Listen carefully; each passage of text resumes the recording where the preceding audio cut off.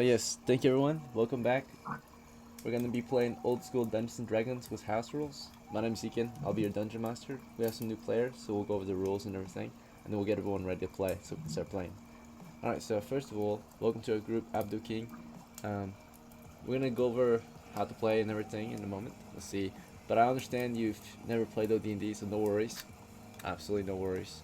So first thing about OD&D is that old school D&D, our game, our group, it's all about, of course, just basically the same stuff. We're telling stories of parties of adventurers who are going to be hunting for monsters and treasures for gold and glory in the medieval world of Dungeons and Dragons. So basically, the whole point of the game, of course, is to just survive to live to tell the tale, and to get gold and experience. Right, you only get it by hunting monsters and treasures in the original D&D. Alright, so how to play is very simple. I also have it written on the screen. So there's only 3 steps. So basically, of course, it's the same step or sequence as most D&D is, or versions are. Of course, it's just step 1. The Dungeon Master will describe to you the situation your characters are in, or the scenario. And then from there, every player will have a chance to describe what the character will do. They'll choose a course of action. After that, we'll resolve everyone's course of action. We'll determine what actually happens. And if there's any risk involved, any chance of failure, of course, we'll roll dice to determine the outcome. So that's it. It's all there is to playing it, like how to play the sequence.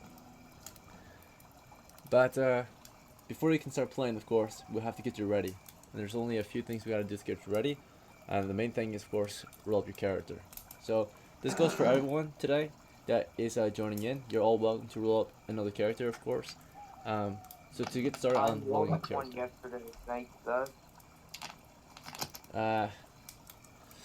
Preferably you use a fresh roll, right? That way we don't get mixed up with what you actually rolled or not, right? So should always be. I mean, I can't. if you have it, yeah, go ahead. Just, as long as you didn't roll more than once, okay. Right? Because that's like the main issue. Rolling, meta rolling, right? Rolling until you get the best scores. So. I only rolled one. So. Yeah, if you only rolled once, you're good. You can take it. But if you rolled multiple times and you're picking between them, then you can't really do that, right? You already know how it goes, right? Yeah. So, basically, for those who are returning, some of you already know the command to start rolling your next character. And in case you're not familiar, how it goes is every game you play, you're allowed to roll a new character. If you died, you'll roll a new character. If you didn't die, you'll roll a new character and hire that new character as your first retainer to build your retinue. Because in D&D, you're trying to build up an army, right? Let's see. So, basically, yeah, if you're returning and if you lost your character because you died, or if you didn't, this is your time to roll up. Everyone at this point, you're gonna join me in the Dice Rolls channel, and you're gonna type in the command. It's gonna be /roll. Okay, so everyone go in there, type in /roll, space 3d6. Or sorry, I said it wrong. 6 3d6. Yeah, so 6 space 3d6. Okay. So again, /roll space 6 space 3d6, and it should look like this when you type it out. So I typed it out for y'all. Yep. You can see it. All right, perfect. Good job. So, yep. All right. So if you haven't done so already, go ahead and do it. But once you roll, I will read this one. Yeah, it doesn't look really pretty. You got to that roll. It's okay. You'll be okay. Okay. So. Should I roll again or? Oh, if you already rolled, then you cannot roll again. Yeah, if you rolled already, then just sit tight. Yeah, I just wanted to inform you. Okay, yeah, I saw you rolled earlier. That's fine. I have 4 on what?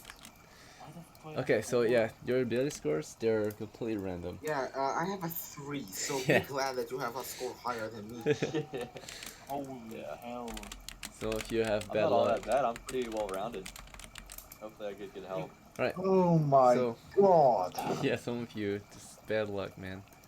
Right. So, Abdul King, right? Is that your name? Let's see. Abdul King. Yeah. Alright, so basically, your character has 7. So, the scores are rolled in OD&D, the scores are rolled 3d6 down the line. You don't get to pick where they go. It's kind of different from modern D&D.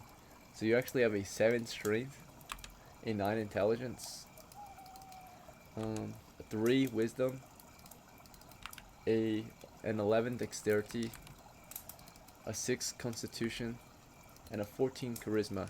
And basically, any score that you see that's 3 to 8 is considered low, 9 through 12 is normal, 13 through 18 is high. Okay, so sadly, yeah, you did get a pretty low roll for your first time. Let's see. Alright, so just sit tight. I have to plug and chug everyone's scores real quick. So, Abdul King rolled his. Let me get everyone else's. So we got Alpha. Did you plan on rolling a new character too? Oh wow, we're getting a lot. Yeah, Okay. we got a lot of adventurers. That's here. good. a big That's crew. good. We need them pine cones. We need them Alright. constantly. So, small question. Yeah, what's small up? question. Do boards exist in 0.0e? Do what? Bows? Yeah, bow and arrows? Yes. No, bards, as in the bard class. Oh, bard. A bard? No, not in the term of like a class. There are bards, but they're not an adventuring class. So if you like are thinking about like being those bards that use magical spells, that would just be magic user. No D&D, anyone who uses magic is magic user. That's it. There's no wizard class. There's no Well, sorcerer. in 5e, where I Yeah. came, sorry, in 5e where I came from, Yeah, it's okay. there are bards who use charisma for magic. Like, can I try something similar here? It's very Then you have a simple here. morale Yeah, booster. so it's like not complicated. It's only intelligence based for magic users, right? And it's very simplified. You know, no D&D. If you're someone who uses magic, you're just a magic user. That's it. User of magic. So it's very simple, very basic. You can call yourself a bard as long as you've got an instrument. And of course, you can be any class and still be a bard, right? As long as you play an instrument. A medieval bard is, you know, a musician, right? So a teller of stories, right? So, in song. So, yeah, it's very different, I guess, in that term where it's not as customizable, and so to speak, it's very simplified. So, It'll buy an instrument though. yeah, you So- can still call yourself a So I bard. Still. can't use charisma for magic. Yeah, charisma is actually very different. So, it's only used for hiring mercenaries, your morale checks, leadership skills, reactions. So it doesn't have any other effect. It doesn't affect your ability to use magic. Only intelligence and wisdom affect your ability to use magic. Intelligence is your I knowledge, am so cool. and wisdom is, of course, yeah. So your charisma is gonna be good for like hiring troops and negotiating with monsters. Okay, or getting information and all that too. All right, so Abdul King, yeah. Fortunately, your scores are a little cooked, but you'll be okay. We're gonna actually finish Abdul King's character right away, and then of course, then we'll just go down the list and make sure everyone has a chance to get ready, instead of doing it simultaneously, because it might just be too chaotic. So, for Abdul King, your next step is to choose a class. So in OD&D, this is the basic rule set that we're using, right? You have 7 options for a class. Okay, there's 4 human classes and 3 demi-human classes. They are cleric, dwarf, elf, fighter, magic user, halfling, and thief. Okay, based on your scores, due to your decent dexterity and intelligence, it's recommended your character is going to be a thief or a magic user or maybe an elf. What do you think? Wait, is elf in class? Yes, elf is a class in original D&D. They are their own type of adventurers, so you can't be a different race and a different class. You just are an elf, and they are basically fighter magic user. So it's a bit Wait. different. Yeah. Repeat it again. I didn't understand that last part. Elves So- are basically what again? They are basically fighter and magic user class combined, right? But they'll never be as good as a standard fighter, and they'll never be as good as a standard magic user because there are two different classes basically, right? So they're half as good at both classes. So I have. Sorry that I interrupted you. No, you're good. Go ahead. You have a question? So I have a relatively high dexterity, like 11, right? Yes. That's true. So, can I use a bow and arrow? And if I can, does the attack roll and damage roll use dexterity or just strength? Yeah, missile weapons are affected by your dexterity, hand-eye coordination. Yeah. So you would be very good at the bow, and thieves are very good at bow and arrows. Thieves and halflings. Thieves and halflings. Yes. So but, which one is better? well, you cannot play halfling because only halflings that are tough ever choose to be adventurers. Otherwise, they're too shy and weak to ever want to be adventurers. You need a 9 constitution to be a halfling adventurer. So you can be a thief though if you want. Halfling require 9 constitution minimum. Wait, how much constitution do I have again? You have 6. 6. Yes. Oh boy. Okay, Yeah. so guess I'm gonna be a thief then. Good to go. Alright, the next step is you gotta roll your hit points. So these only have 1 to 4 hit points, so with the dice you're gonna do slash roll space 1d4. Let's roll 1d4. That's it? Yep. Space 1d4 in the dice rolls channel. There you go. Nice, max. Alright, unfortunately you have a penalty of -1 due to your low constitution, so you get 3 hit points maximum. Alright. Next you're gonna roll your money. It's 3d6 copper pieces. So go ahead and roll 3d6 using the command slash roll space 3d6.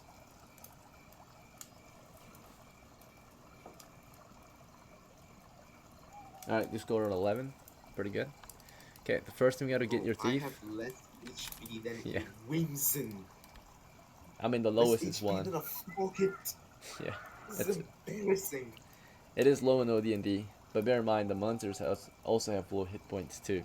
So everything is easy to kill, right? So, alright. Let's see, copper pieces.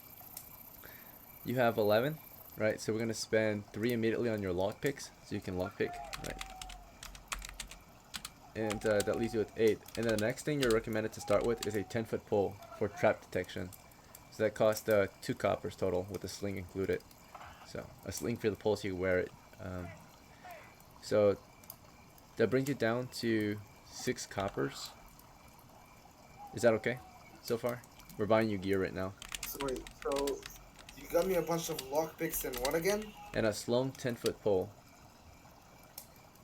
A 10-foot pole. Yes, it's for trap detection in OD&D. Like for booby traps on the mine. Okay. Yeah. Okay, sure, but like, do I also have to pay for my bow, for the bow and arrows? Yes, you also have to buy that too. So your short bow and arrows, if you want that, costs 4 coppers. The other option is a longbow. Oh.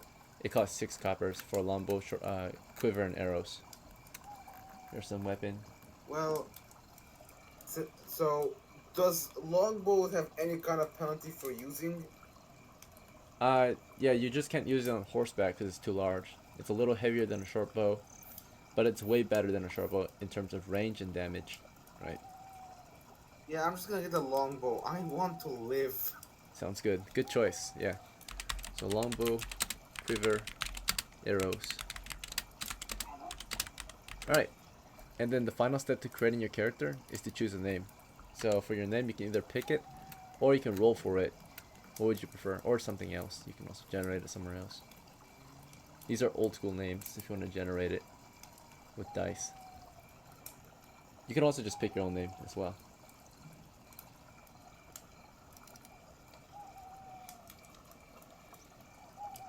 Wait, I can pick my name? Yep. What would you like to name your thief? Okay, hold on. Let me just get the name generator real quick. Sure. We have an old school name generator if you want to use it. It's right here, this chart. Wait, you have a name generator? Where is that? This creates an old school D&D name for you on my stream. So we roll dice and the dice determine your name. What is this metal solid looking? Hold on. What? I can't see it.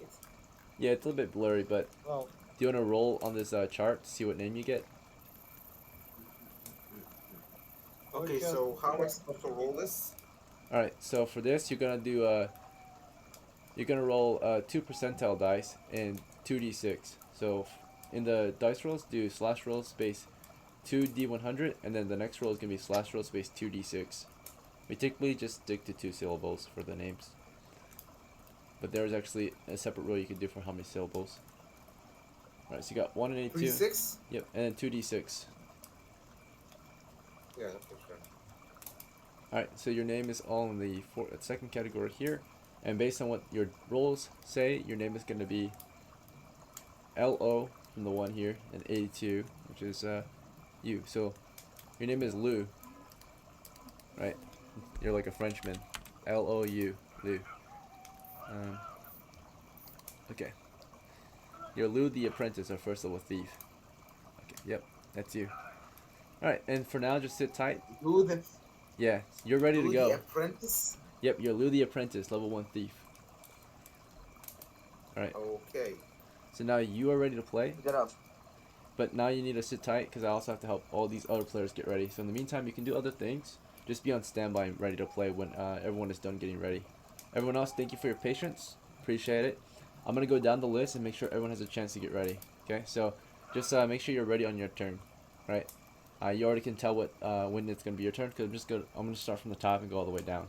So in the meantime, if it's not your turn, just kind of, you can do whatever you want, but just be ready for when it does become your turn. Right? We're going to start with Alpha. So welcome back, Alpha. Do you want to play as Samuel or someone else? Oh wait, you died. Okay, so sorry about that. Yeah, I drew the new character though. I Sounds got the good, stats. brother. Yeah, give me the stats. 15, Nice. 15, Nice. 15, Wow. 10, 10, 15. That's crazy good. Alright, what class you want? Fighter, Alright, hit points. 7. Wow. Okay, and money roll. 10. He's Okay. cheating. Yeah, the fucking RNGesus is blessing you today, right after you lost so horribly Yeah, last bro, time. after fucking so many deaths. This is gonna be the heir to Samuel, so this is gonna be Samuel the second, and he's going to inherit whatever property bank. Alright, so let me grab your old sheet real quick. Samuel the first. Yep. Okay, hopefully he makes his father proud and doesn't die in his first game. Let's see. Yeah. So you get to inherit 40 coppers from the amount of fame he accumulated, right? So you're at 50 now. And then of course, banked coppers, you get to inherit 90% of this. So taxed 8, right? 10%. So we're down to 64. So this goes 0. And you now become 114 on your person. And I have to also report that this is, yeah, heir is Samuel the second. And then of course, Samuel is heir of Samuel the second is heir of Samuel the first. So, heir of Samuel. Alright, so this is Samuel the second. And when it comes to the gear, I believe that Samuel, his loot, unfortunately, was lost to the kobolds. So, Yeah, and it was all blown up twice, see. so it doesn't matter. Yeah, it's damaged and destroyed. So, let's see, grenaded and looted by kobolds. Too bad, right? He also lost a leg. That was horrible. Okay. It's like negative something probably. Like -4 or something. Yeah. Alright. Poor Samuel. Right, he tried his best. Let's see. Right. But he made a good... Yeah. Because of his hard efforts and everything, he's starting to start out with a better life. Or at least a better start at this campaign. Yeah. Alright. So I'm gear. gonna upgrade the helmet to heavy. Okay. What's next?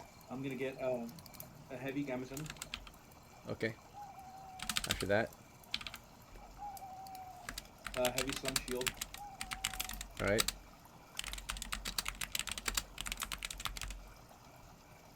What's next? Spear, slung spear. Sounds good. What's after that? Backpack. Okay. How about after that? Tinderbox, torches. Okay. What's after that? Do I have enough for mail? The melee? Mail? Chainmail? Yeah, mail. Yeah. Yep. It costs How much is 50. it? 50. So you're at 29. Okay, and then how much? And then how much would it be to make a heavy? 100. So another 50. You don't have enough for that one. But you got enough for the standard mail. It's already really good though. Okay, yeah, and then that's gonna make it difficult for them to hit me. Yeah, missiles are very weak against you. Melee's decently weak against you. Yeah. For my AC, can you update that for me real quick so I know Yeah, where sure. my AC's at? We're at 2, 4, 6. Okay, so your AC is AC 3, and with the heavy shield equip, AC 1. Perfect. Wow, we're getting a lot of crew members. And I Hopefully we will, can stay strong. Okay, what's up? I'll buy a, how much is a combo? A compo is 9 coppers total. Is that okay? That's fine. I'll do a combo, and then I'll do, arrows. Yep.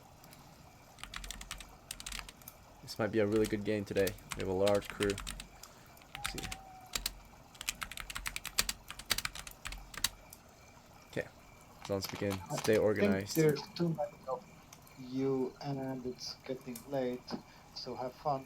Are you gonna head out? Okay. Yes. No worries, brother. Yeah, have a good night. Thanks for coming. Take care, man. Can I be heard? We can hear you. Yeah. Yeah, Alright. you're hurt. So, And I'll that's, do. Yeah, I'm go gonna ahead. bank the rest. Make the rest. Okay. Alright. Yeah. You Oh, should sorry, have only I'm gonna 20 buy. left. I'm gonna buy some rations, some raw rations first. Sorry. Okay. 29 Oh, coppers, normal so I'm food or gonna rations? Food? buy, normal food. Sorry. Okay. How many pounds or how many sets? I'll do 2 sets, Okay. 18 coppers left. and I'll bank the 18. Good to go. Right. So we do have a larger crew, which means we're a lot more powerful, but it does require us to be extra patient today, right? So that we all have a chance to speak and play. Just a reminder. Do your best not to interrupt other people's turn today, since we have such a large crew. Naturally, with a smaller crew, you guys can be more chaotic, but with a large crew, you have to be organized, or do your best to remain organized. Let's see. Alright.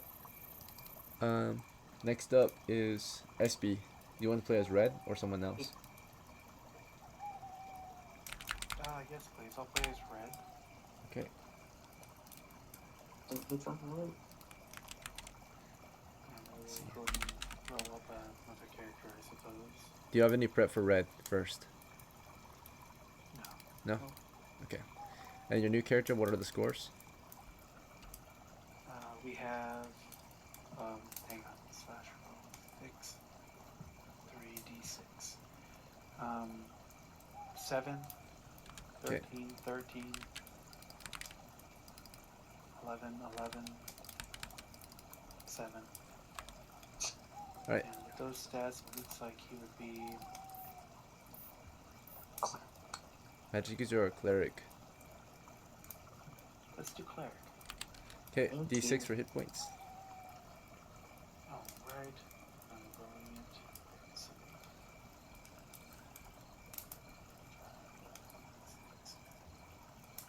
4. Okay. You get a +0 bonus. Money roll? Yeah. Yeah, do you want me to roll that now? Go ahead. Yeah. I rolled a 3d6 accidentally earlier. It was a good roll. I can re-roll it. Let's see. Yeah, just go ahead and roll it. We got a 4. Oh, you got a 14. Nice. Okay. So for gear, you got a symbol. And then you got 11 coppers left. Any preference on what you start with? A sling.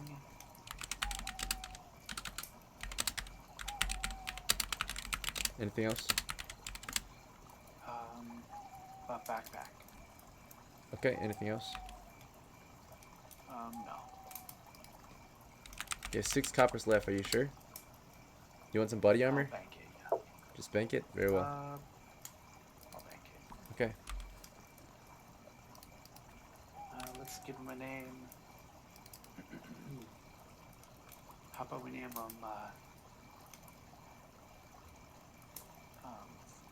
Montreal. How do you want to spell it? Montreal? Montreal? Or Monty, M-O-N-T-Y. Okay. Monte or Y you said? Okay. Why? Did you want to bank Red's money too or no? Yes, please, yeah. Thank you. You saved my life there. Alright. Making sure. Okay, honestly, it's your turn. You want to play as SCHWANZ today? Yep. SCHWANZ is second if I can. If I can play SCHWANZ second, yeah. Okay. Yeah, so basically you were jailed for investigation, right? So we're gonna actually go over the conclusion of the results. Basically,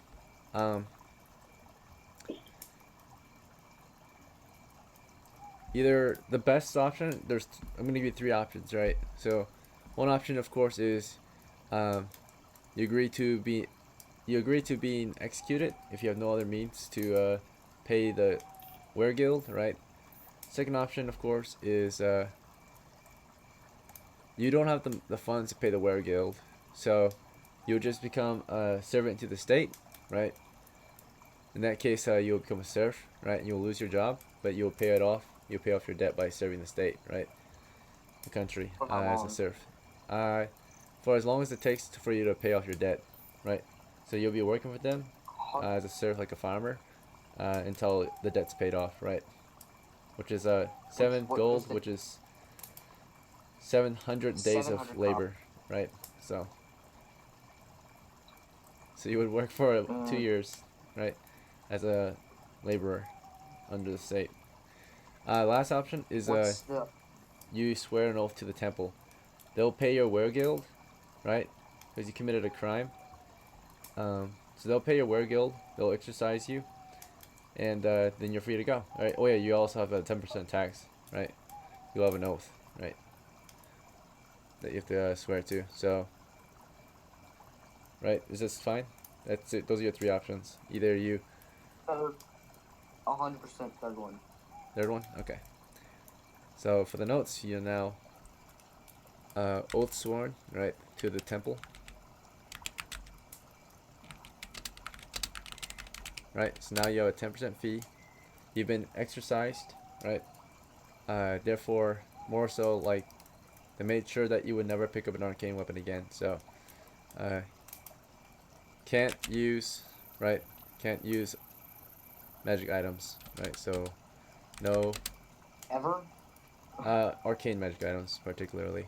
So, no arcane magic, right? You cannot use it. People can use it on you, but you can't use it on yourself, right? So, like a potion of healing, people can use it on you if you're dying, right? But, like, you can't willingly use it, right? So, you can't pick one up, you can't use it. It causes you pain, right? You get a minus 4 penalty when you use arcane magic, because you're not supposed to anyway, you're a cleric. You're supposed to use divine magic. So, no arcane magic, you're oath sworn to the temple. You have a 10% tax every time you get treasure, right? So, that's a small Not that fee, much, right? that's- It's for the rest of your life, though.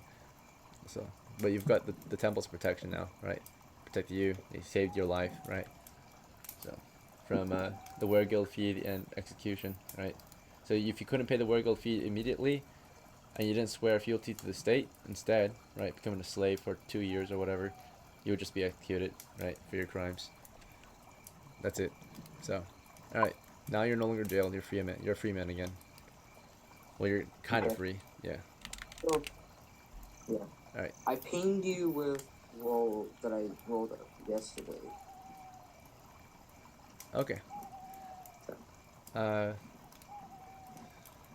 Give me the scores. Read them out to me. Okay. Find it. Got it. Okay, 11, 11, 12, 18, 17, 5.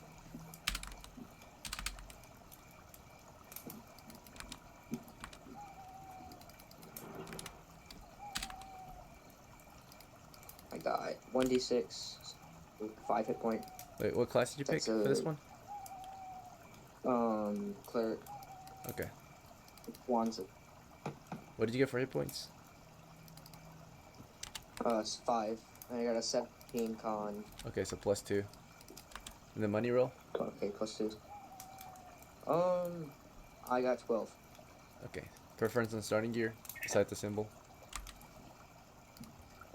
So after the symbol, that's how much? 9 I have coppers. left? 9?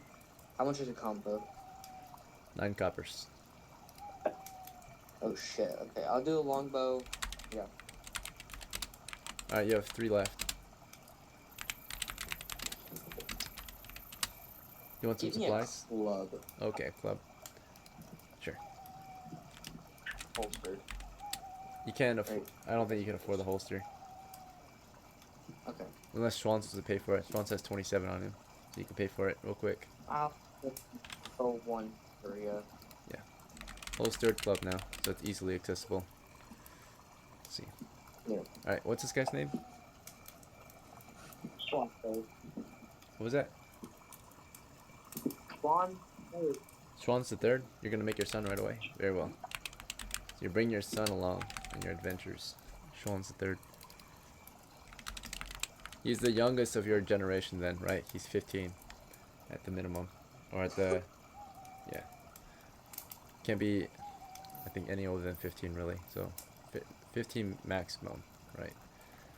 10 to 15. He's very young, but he's very tough. We'll see. Alright. Yep. That's it. So next up is... oh, did you want to hire any retainers? Any of your guys? That was my retainer. Oh yeah, you didn't have any other ones? Okay, very well. Yep. Alright, next up is Kamiho. Do you want to play as Leaf again? Or do you want to roll up a new character, or both? Um, I would recommend both, but it's I'll up to you. just stick with Leaf. Yep, you can stick with And Leaf, you can roll up a I new won't make character. a new character yet. Absolutely. Alright. Go ahead and roll the dice. It's 6 3d6 like last time. Oh wait, no, I didn't want to make a new character. Oh, you didn't want to make one? Okay. Just want to stick with Leaf? Yep. Alright, very well. Next up, oh yeah, before we start actually, as Leaf, forgot to mark down, but you have, oh yeah, there's nothing you can really do to prepare, I think, yeah. So you're good to go. Yeah. Alright, because you have no money. Let's see. Alright, Pinecone, do you want to play as Rip the Third? Wait, did Rip die? Pinecone? Rip did die. Yeah, he got his arm torn off. Remember? Right. Okay. Yeah. You want to play as I'm next gonna kid? make, yeah, I'm gonna take a Joel the First, Right, Joel. which is Rip the Third's brother. Yep. You spell it Joel? Yep. Alright. So it's Joel. Go ahead and I already rolled, so I'll just tell you the right. yep. What'd you get your scores? That's it. Yep. Okay, so here we go. 8, Okay. 11, 7, 7, and then 9, and then 11. Alright. They're a bit rough, but you'll be okay. Magic user? Yep. It's like the only viable option right now. Or Really? elf. Because you, yeah. I mean, if you really want to play a Yeah, fighter, I'll you be a could. magic user. Okay. A fighter? Well, You would have a -1 to hit could I and play a damage fighter? though. If you play a fighter. Be a penalized fighter. What penalized would I get? Well, you will have low strength, so when you go and attack things in melee, you have a -1 to hit and damage. And with missiles, same thing. Okay. -1 to hit with missiles. Yeah, let me just be a magic user. Alright, good to go. Roll 1d4 for hit points. / roll space 1d4. Oh, did we lose someone? Oh, never mind. My bad. Alright, / roll. You said 1d4. Yep.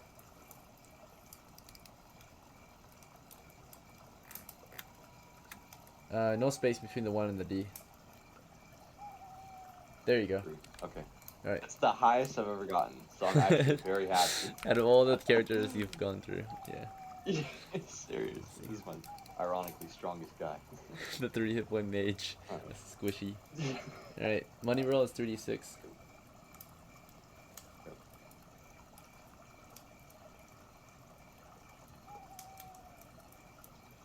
Got a 9. 9? Okay. Alright, for starting gear, we're gonna get a spell book costing 3. For your spells, do you want 2 random, 2 Dungeon Master Chosen, or 1 of your choice?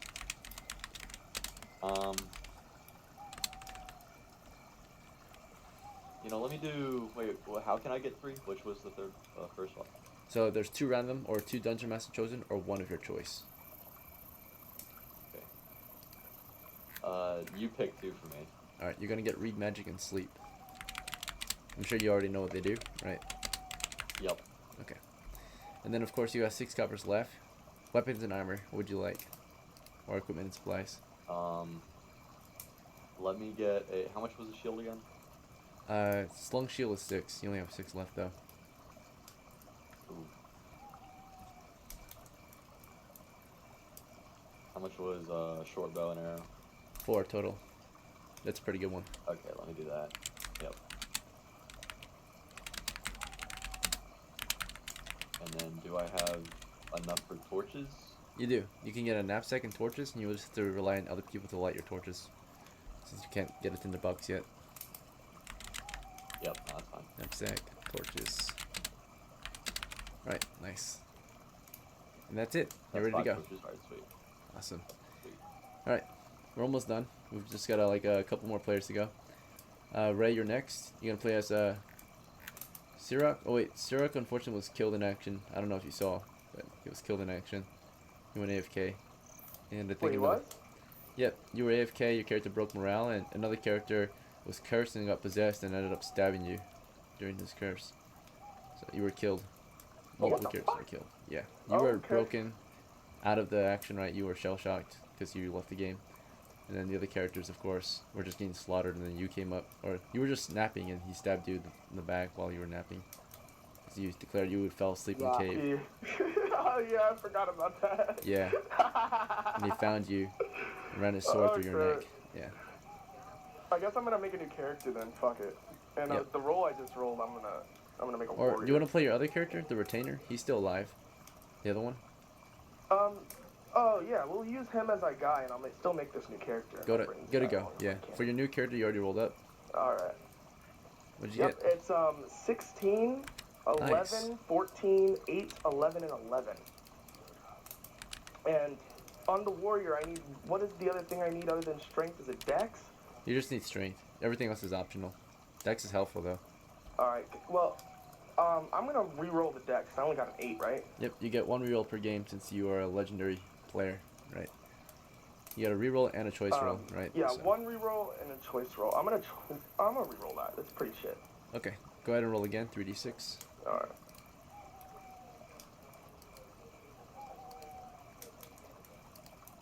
Come on. All right, 10's better, I guess. Yep. So we'll take the 10. And then, is con good to have high too? Yeah, you're a fighter. You want to do your choice roll? Yeah, I'm gonna use my choice roll in con because it's already sitting at an 11. Good to go. Go ahead and roll again. And you can either take the 11 or this next one, right? Since you've got the choice roll. Yeah. 12. So yeah, you will I take guess the I go 12. up by 1. 12. Yeah. I mean, that's still one more. One more higher, I guess, reach right? That second number or Closer whatever. to, yeah. Yeah. Getting the bonus. All right. Alright, hit points. And for 1d8. hit points, it's out of 8, right? Yeah. Yeah. Go ahead and roll. Let's see. Nice. 7. That's pretty good. Alright, plus 0 bonus. 3d6 for money. Okay, 3d6 for money. Oh, I did that so wrong, but I'll fix it. 13 gold. Or copper, or whatever. Alright, you want this to be Okay, the heir of Sirak? What? His body was recovered, and his gold, or his money was too. He was killed by SCHWANZ, but also Oh, recovered. yes. Very, Oh, SCHWANZ murdered him? That makes so much sense. yeah, SCHWANZ the second. 100% deserved. Okay, Alright, yeah. So I got the gold back. Did I get my equipment back? My spell books? So you don't, he had no money. Wait, he did have a little bit of money actually on him. So we'll go ahead and inherit what we can. So when he was killed, of course, stabbed in the back. I think the helmet's fine actually. So let's see, we'll go over notes. Heir is, what's your new character's name? Oh, damn. What's up, brother? The other one's Cork. This one's gonna be Sirak the second. Okay, so Sirak the second. Alright, so this is Sirak the Yeah, and second. Cork should have picked up his spell books, yeah? That's all I really give a fuck about. Just a second. Alright, so heir of Sirak. As the heir of Sirak, you get to inherit all the gear that was brought back to base, which was basically all of this gear. Except you're not gonna need some of it. Like the helmet would be varied with Sirach's corpse, because you already have your own. Every character's issued their own personal helmet. Let's see. So. Yeah. I'm sure Korik would have kept the spell books even Yep. when you recovered the body. So you took the spell book, which you can't even use though, because you're a fighter, and then of course you've got 9 coppers extra. What'd you get for the money roll? You said 14. 13 gold. 13? 13 gold. Oh, okay, so and that 13 plus 9, 22. Okay, so you need a little better of a start. Okay, what kind of gear do you want to invest in? Yeah. Let me get some a spear and shield. How much is that? Do you want a heavy shield? Yeah, probably. Okay, so slung My heavy strength, shield yeah. and a slung spear. Total price is, say, 11 plus 6 or 5. No, 11 plus 4, 15 total. Is that okay? Yeah, that's fine. And then I need let's do a $2 bag, 2-coin bag, and let me get band-aids, 3 bandages for copper. You already have torch. bandages though. Do you want more? Remember you inherited no, some. I'm good if I have bandages on that. I do need another torch probably though. You're at 5 coppers left. Anything else I should grab? Are we fighting You want more zombies torches? and crap still? We'll be up to the crew in a bit. They'll make plans. So, should always prepare accordingly. Alright. 8 torches then. I'll grab 1 holy water if I can get one. Yeah, you're out of money. You only have 3 coppers left. You can't afford it. Oh, okay. Anything else you might want? Or do you want to hold on to that 3? You want to bank it? Or do you want to use it? Or hold on to it? I'll bank it. Yeah, bank the 3 I'll just bank coppers. Alright. Before can I get my retainer to come with me? Yes, yes. My We have to new do guy. a loyalty Can I check. have him go ahead and hand over those spell books to Court? Alright, let me do a loyalty check real quick. Yeah. And that is a fail. So he has quit. Korik has quit. He's retired. Wait, was it a critical fail? Well, you can hire Oh, him again no. some other time. But then, for now he's like retired. Yeah, he retired recently. So he quit at the moment. Oh. He's not working for you anymore. Okay. You can try Well- hiring him again next time. But you have to Can negotiate. I try to bring my halfling along then? Yeah. As What's his retainer? name? Yeah. Oh wait. Yeah, if you play your halfling, or if you play as this new guy, he can't hire the halfling, right? Because he's brand new. If you do, Oh, you and the can halfling could has try to to hire him, but it's not an yeah. automatic hire. Like you have to convince him, an old timer, to follow him as a retainer, right? Usually the old timers recruit men, right? Like they don't. They sometimes. You know what? We have yeah. so many players. I'm not even bringing a retainer. How about that? It's up to you. Yeah. I mean, the less characters you bring Yeah, I'm not personally, even the gonna smaller bring share one. you might get I though. just want to play as. Just want to play. I Focus just on. want to play as my new guy. Yeah. Okay. Good to go. Matter of fact. Right. One more player left is it's time for Ven to get ready. And then Ven, I know you were killed last game. Welcome back. Let's see. Yeah. Do you want to play as the next of kin of Borley? Alright. So as Borley's next of kin, there's nothing you can really inherit because he had nothing to inherit since his gear was looted by kobolds and he had no experience and nothing in the bank. So being his son kind of sucks because you're his son and he left nothing for you. Alright. So alright, what do you want to be named though? Do you want to be named Borley the Second or a different name? Yeah, just put I don't know, a Mark 2 behind the name. Yep, Borley the Second. Okay. Let's see, Borley the Second. He will continue his father's legacy. And then, did you already roll up your ability scores? Not yet. No, I didn't yet. Okay, go ahead. Yeah, you're welcome to. So slash roll space 6 space 3d6 like last time. Yeah, I see the command here a bit further up.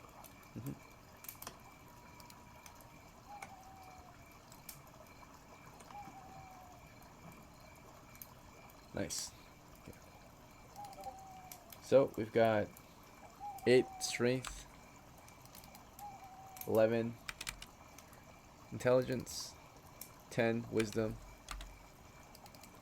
14 dexterity, 7 constitution, 4 charisma, Alright, for your class, I recommend Thief due to your high dex.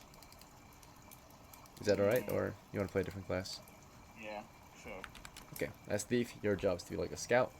You're best at looting treasure and backstabbing enemies from attacking from the flank or rear. Alright, for your hit points, Go. that's usually the job of Thief, Scout, Trap Checker. Roll 1d4 for hit points.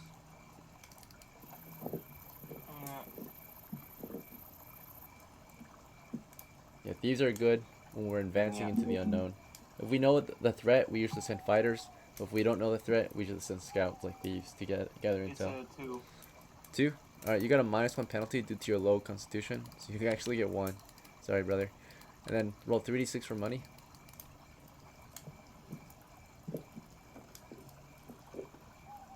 Our poor Ven doesn't catch a break. New player just gets trashed on. Alright. 10 coppers at least is a decent roll. Okay, for your gear, you automatically need to get yourself some lock picks so you can pick locks, right, for the crew. And then I recommend you also get a 10-foot pole so you can check for traps. Is that okay? Yeah. Some thieves choose not to for whatever reason, but it's a long 10-foot pole. Alright, total price is 5 coppers. You're down to 5. Your last 5 can get weapons and armor or tools and supplies. What would you prefer? I'll keep those 5. You never know. You don't want weapons? Might want to get a weapon. Give me like Hey, small dagger. I ain't gonna lie. It feels like one of those sessions where I'm not gonna be able to play DM, so I'm gonna have to just go ahead and. I'm not here. You're gonna bounce out? Don't kill me off. Yeah, I gotta go. I mean, I can come back in like an hour or so, but I have an hour worth of crap that is still on my lap. Okay, I do have to let you know that when you roll up a new character, if you roll up a new character and then leave, we have to delete that character. Typically. Because you only get new characters if you play a game. You get 1 new character per game you play, right? So, I'll have to scrap your character. The character you just made, I'll have to scrap it. Or, actually, you know what? I'll make an exception. Basically, Unless just... you want to let him. We won't scrap it, but you can't make a new character next time you play. Does that make sense? Because you're supposed to only get new characters if you actually fair. play. So just Yeah. next time you play, I we'll just totally remember agree that with you don't get to roll up a new character. Does that make sense? Yeah. Alright. I'll see you. Have a good day. I want to mention something right here. Love y'all. Have fun, guys. See you, right? What's up, Pinecone? DM, can I mention? So I forgot to mention when I was buying that I inherited what Rip the Third had, so I didn't really need to buy anything there. Because he had a spell book, he had the Warhammer and Light Shield. Oh, yeah. Shield. You definitely got some of this We did gear. recover that. Yeah, we recovered it. Let me pass it on to your new character. Yeah. So if you could just sell everything and set me back to 9, that would be amazing. The short bow, quiver and arrows, knapsack and torches. Okay. Yep, just delete those and give me whatever Rip had. Let me see what he had. So Rip had a helmet, slung shield, holstered warhammer, short bow, quiver, and Yeah, so 10 arrows. With not 3 all of it is torches. recoverable. The shield is damaged, Okay, so you yeah. can't recover the shield. Okay. Or if you do, it's in Yeah. a bad condition. But everything else is recoverable. Yeah. The helmet, you don't need it because you have your own. And you need all this, though. Yeah. So we'll give you all this stuff for here. Okay, and then I forgot. Yeah. with the 9. Let me get you your inheritance real quick. Let me calculate that. So with your inheritance, you actually get an additional 30 coppers right here, right? Yeah, we definitely skipped that because he had 3 XP, so you get 30 extra coppers. On top of that, you get the bank money, right? 90% of it. So you lose that on 5, so you get 43. So you're at 43 plus 39, 73, 82. All right, so you're at 82 coppers now. And now you can do some major upgrades. Do you want to get maxed out light armor? That would be or heavy helm and heavy gambeson. How much is that? 15 coppers. It's pretty cheap. Yeah, let me do that. All right, heavy helmet, heavy gambeson. All right, so you're down to 67. Next, I'm gonna recommend. 6, 7. Yeah, it's pretty good. Yeah. Spells. You still get those spells, and I'm gonna, cause he's still a magic user. So even though your dad had spells, you're still gonna get 2 Dungeon Master chosen spells. And because you already had sleep, I'm gonna give you, on top of read magic, you're gonna also have detect magic as well. This allows you to find magic, right? So you can build up your arsenal, spell arsenal. Okay. All right. Anyway, you've got those spells and shit. You've got 67 coppers. Do you want some scrolls or some more gear? So scrolls are nice for one-time use. So unlike spells that you have to memorize, you only get 1 per day, right? But scrolls are one-time use, and you can cast them no matter what level you are, right? So level 1 scrolls are available for purchase. Can I like pick a specific scroll, or do I just get a scroll and it gives me a random? Yeah, you either can. So scrolls, there's different sets, but this is a standard. So basically, you can get 1 scroll of your choice for 20 coppers, or 2 random scrolls for 20 coppers, or 2 Dungeon Master scrolls for 20 coppers, right? It's kind of like the same, but slightly more expensive, of course. But yeah, same kind of setup. Okay. Can I see the scrolls that I can get, or where am I? They're right here. So these level 1 scrolls or these level 2 scrolls are available. Level 1 are 20 coppers, and level 2 are 40 coppers. You have 67 coppers. Okay. Are there any level 1 healing scrolls? No. No. Is there any level 2 healing scrolls? Nope. Healing's not really a thing in OD&D. It's just death. Okay. Murder and death, yeah. Death. Okay.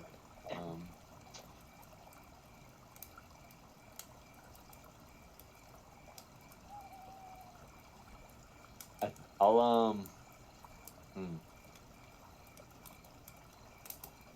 Yeah, let me get the shield scroll for 20 coppers. 47 left, and you need a scroll case, so 46 left.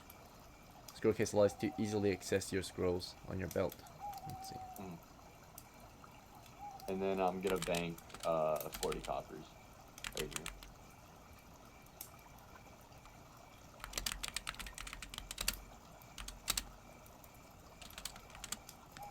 Okay, so we got a cased scroll, and it's just a shield, and you're banking the rest of your money, right? Okay. All right, 46 to the bank. So if you die, your next of kin can get 90% of it. If you die in your first run. All right. We were in the middle of BORLEE. I don't think we finished. Yeah, hopefully not.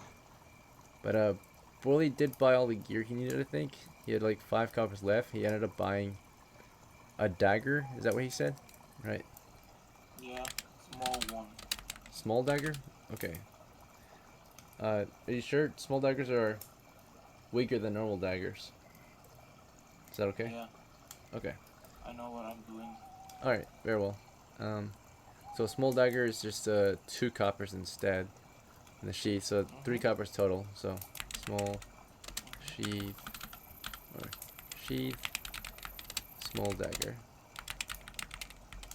Alright, so in that case you actually have 2 coppers left. You want to spend it on anything? I would recommend a... Some sort of... Oh, go ahead. Yeah? I was gonna recommend you... Oh, go ahead. Sorry, my bad. No, say. Okay, my bad. Yeah, I was gonna recommend you get a missile weapon, a ranged weapon. Do you want that, or? What's something I could get? Sling and stones, sling pouch and stones. It's a one-handed missile weapon. So it's like a. I'll keep the copper. Keep it? Okay, very well.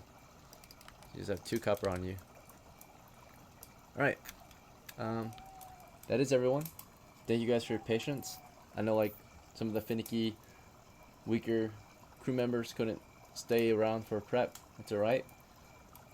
But those who made it through prep, good job. Only took us 54 minutes. It's okay. We'll take a small 5-minute break. When you get back, we'll start playing. So come back in 5 minutes. I'll see you guys. You guys want to go back to the cursed caves? Yeah, I'm pretty stacked out, honestly, so... Yeah! I'm down to do whenever, man. So you want to go back to this where I killed 4 crew members? I didn't take a character to go to the Kobold cave. I took a character to go to the undead area. Oh, we're going to undead? Well, Okay, well, I'm gonna use my spells, so let's go to a place that we have a good advantage, just because of who we're bringing onto the adventure. Well, the downside is that sleep is only good against living things, not the undead. we have a Yeah, very that's good what I'm saying. So So we it's both on got. 3 clerics. well, shield works, right? I have shield, Yeah. and then Protection read from magic. evil. So Yeah. yeah, this sounds like we've got to go in the undead area as well. But yeah, I want to go there, like this southern area, because we have 3 clerics. So Yeah, there was How that. about wait? Why don't we just take a little bit of the session to mine out? You know, remember that vein we found? Yeah, we did. Yeah. Yeah, Like all that the was a mines. lot of fucking copper, We actually man. have Like some tools too, at the dwarven we, at the we dwarven do. base camp, I believe. So. there's like So 1. would y'all be No. down for that? Like to go just like mine out for a little bit, maybe get like 1,000 pounds of copper. Let's get as much as we can. I'd rather go collect some material because for a project that I have in mind. We're not doing that. Oh shit. That's a waste of money. For you, what if I do it alone? It's in the dungeon though, so it should count as XP as well. Oh, that's sick. All right. Good. Dungeon loot is supposed to be XP. No, it doesn't. I don't know if raw materials is, but I don't know if raw materials is, but I know dungeon loot is supposed to be. We have to get killed. So I want to go undead. I want to go mine, man. I'm trying to get banked. Because, We dude, get- imagine we spend one session mining. We're stacked out. We got all the We don't armor. have to spend a whole session mining. We're gonna get Yeah, encounters when we start mining anyway, so that's actually Yeah, good. true. We don't even Yeah. have to go looking for it. We have 3 clerics Yeah. that are useless. Huh? Yeah, we have 3 clerics. So like, Yeah. So I'm we trying to draw get the undead to us, and then we cast a turn undead while I they. don't know if there. It's Huh? it's like an easy farming method, dude. You know? We cleared the undead out. No, there's No, probably we gonna be cleared more. it The DM from said the. that there would be more. They heard Yeah, about more. they always go back. In the They're last always session deeper in before the this city. one, there was like 3 new people, and I was listening in, and the DM told them that there were reports of large numbers of undead in the east. So we never secured it, so they're back.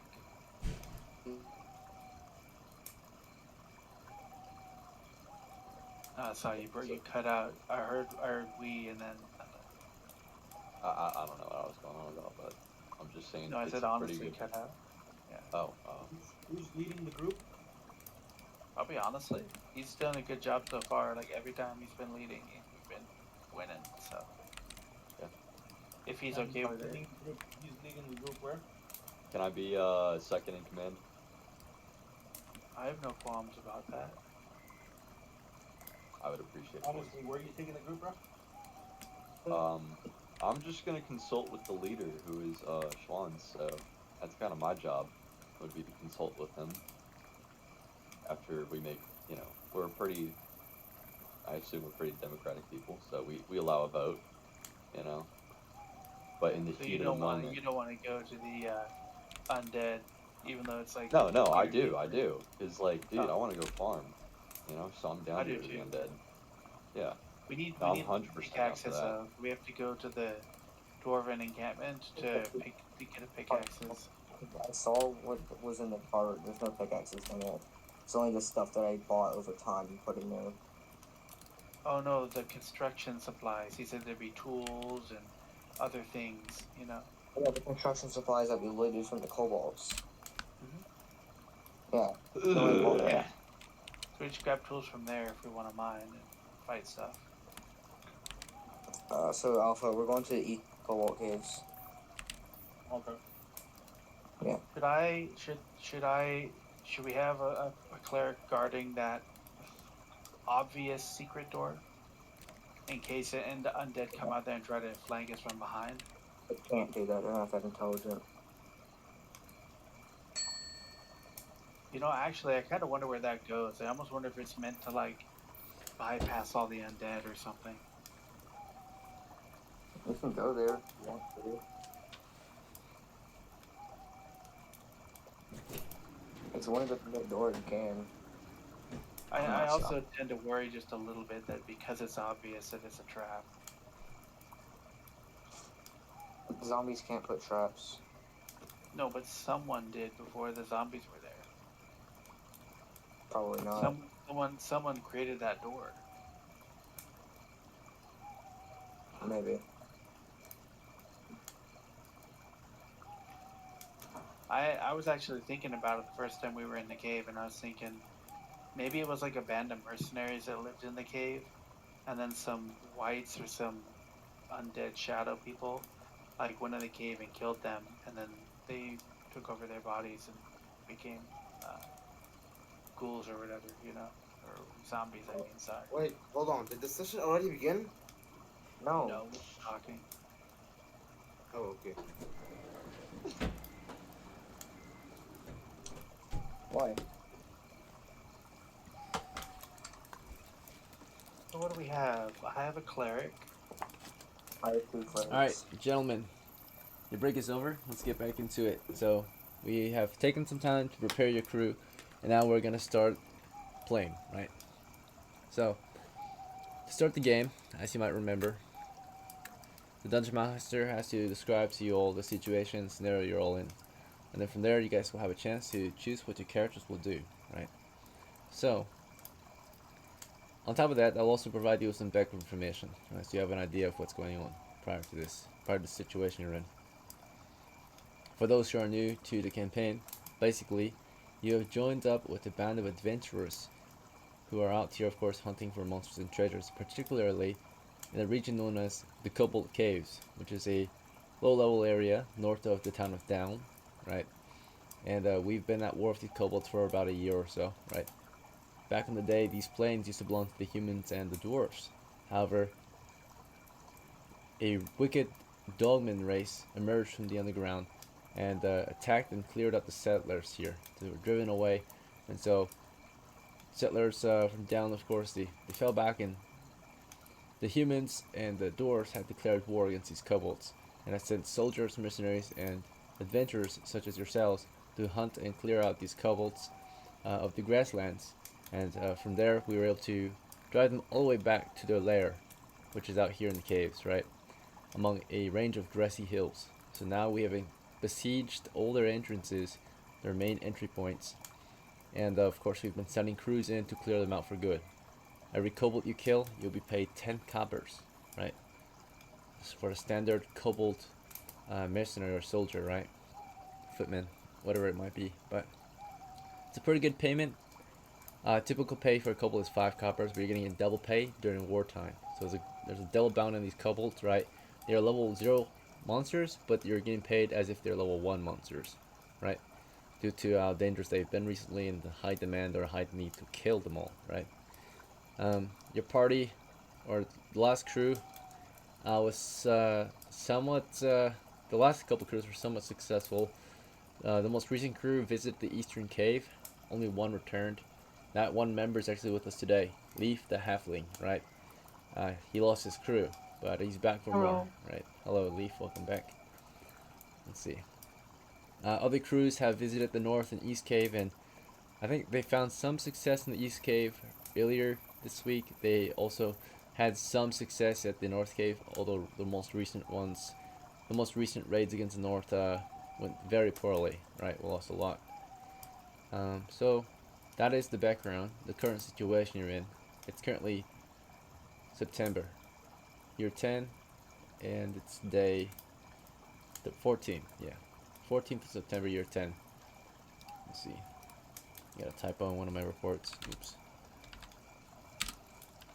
Alright, so with that said, your party currently stands outside the base camp north of the actually, I think we left off at the east. So your crew is east of the Kobold Caves right now, and might continue the campaign into the Eastern Cave. Might continue exploring into the Eastern Cave. Before we continue any small-scale exploration of the position, is everyone on board with the plan? Any questions or concerns about the current situation you're in, or the campaign? Yeah. So- So a few of us expressed interest in wanting to mine out that copper vein. So we would need to get some of the tools from the construction area, the construction thing on the north side. Construction. What do you mean? It's Like gonna take too long. you're gonna head into the North Cave today and try to retake the mining equipment? No, there was. So there was a construction cart there on the north side, which I think was moved into the dwarven camp. Oh yeah, this one right here. So we wanted to get some pickaxes from there, from the. There are no pickaxes in there. Oh, that's weapons? No, I thought there was a Siege cart weapons, of, 365. construction supplies that we picked up. Maybe they were sold or something, I'm guessing. If you're talking about the mining equipment, we couldn't take all of it. We took some of it, but we left most of it. And then we lost it to the kobolds again. Oh, okay, never mind that. Yeah, Right. hopefully someone has some pickaxes then. Any other questions or concerns before we put our tokens in the grid and begin the exploration of the cave? Did the DM cut out? No? I'm still here. Oh, okay. I thought you did. Alright, so in that case, let's get you guys on the board then. So we'll start with our new player, Abdul King. Are you with us? Mr. Abdul King? Okay. So Awesome. the first thing I do is I want to check for traps. Since this place is not like kobolds, so of course it's gonna be trapped. Right. So, yep, right now we're outside the cave. We're just preparing still. So you'll head on in and start checking for traps in a moment. But before you do, we have to get you a token, actually, to put you on the board. Because exploration in the game, of OD&D at least, assumes careful movement, observation, and more importantly, mapping. If your characters are mapping, I'm allowed to draw you guys up a map. It's not typical that OD&D master or old school D&D dungeon masters draw you a map, but for the sake of an online game, I do draw you a map as long as your characters state that they are exploring. And that means they move at a very slow rate, but at least I can actually give you guys a map and some visual ideas of what might be going on. Naturally, it's not always up to date, right? The enemies are not going to update you on their active position, so it's all up to the crew to actively report what they're seeing so I can update your map, right? So before we continue though, that's why what I was saying is you got to pick a token actually before you begin exploring. So here's a list of tokens you can pick from. When you see one you like, just let me know, and you can tell me the one you want based on row and column or what it looks like. So I'm gonna scroll down this list. When you see a token you want to represent Lou, just let me know. Okay, hold on, stop. Okay. The one. Okay, so it's row 1, 2, 3, 4. It's row 5. Row 5, okay. No, sorry, it's row 1, column 5. It's row 1, column 5. This one, yes, okay. This will represent Lou, the apprentice, right? First level thief. Alright, and then you gotta choose, sorry, what's up? Can I tell Lou that there's probably no traps here since it was occupied by undead? If there was any traps here that would be triggered by the undead. Sure, you told him, but yeah, let's try to. Wait, all the traps can be triggered by the undead? Okay, before we have any further discussion, let's just make sure all our tokens are on the board and ready, right? After that, you guys are free to plan further if you want to discuss. Let's just try to get all the tokens on the board first. So Lou, you're on the board. Do you want to use your bow and arrows, or you want to use your 10-foot pole, or both? Okay, as a weapon? Yeah, what do you want to equip? So every token can equip things, right, in their hands. So My bow and arrows, of course. I mean, they're weapons. sounds good. Do you want to equip your pole though too, or do you want to knock an arrow instead? So if you, with your pole, you can use the bow in one hand, just carry it, ready to fire, by just dropping the pole, right? The pole is slung, so at any point you can just drop it, it will still be hanging on you, and you can just fire your bow instead, right? So you can have a bow and a pole equipped. That way you can check traps too, right? Yeah, I can do that. Okay. But hold on, won't I have any arrows? Yeah, so your arrows are in your quiver, so when you drop your pole, you'll have to draw an arrow and then knock it, right? Fire. So it will be a little slower, right? But at the cost of, or at the exchange of being able to prod for traps, right? So would you rather be ready to fire? Safety can't hurt. Yeah. Or would you rather be able to check for traps, right? It's one or the other. I'd rather, okay, so realistically, because of my low constitution, I would be in the back of the team, so Okay. So maybe the bow and arrow instead. I can't really. Yeah. Okay, that's fine. We'll knock an arrow. Let's see. Okay, Samuel. For the character Samuel the second, he's new, right? Let's get him on the board. He has a heavy helm. Okay. So Samuel the second. Do you want to use your heavy shield and spear or something else? Or your combo? Alpha. I will equip my combo. Okay. Knock an arrow. Right. Yes. Good to go. And then our magic user, Red. Do you want to use the warhammer and shield? Heavy shield? Red? Sorry. Yeah. So yeah, I will use the shield and the one. Okay, sounds good. And for your new retainer, Monty, he's going to use his sling and symbol. Yeah, sure. That sounds good. Okay. Sorry for the delay.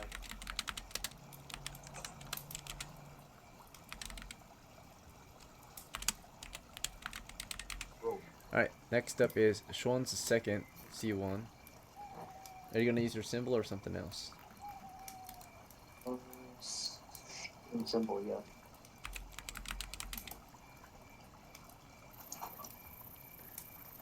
Alright. And then SCHWANZ the third, right? Club and symbol.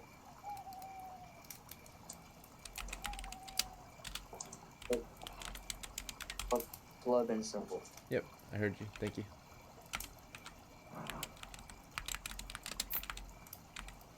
Okay. Alright.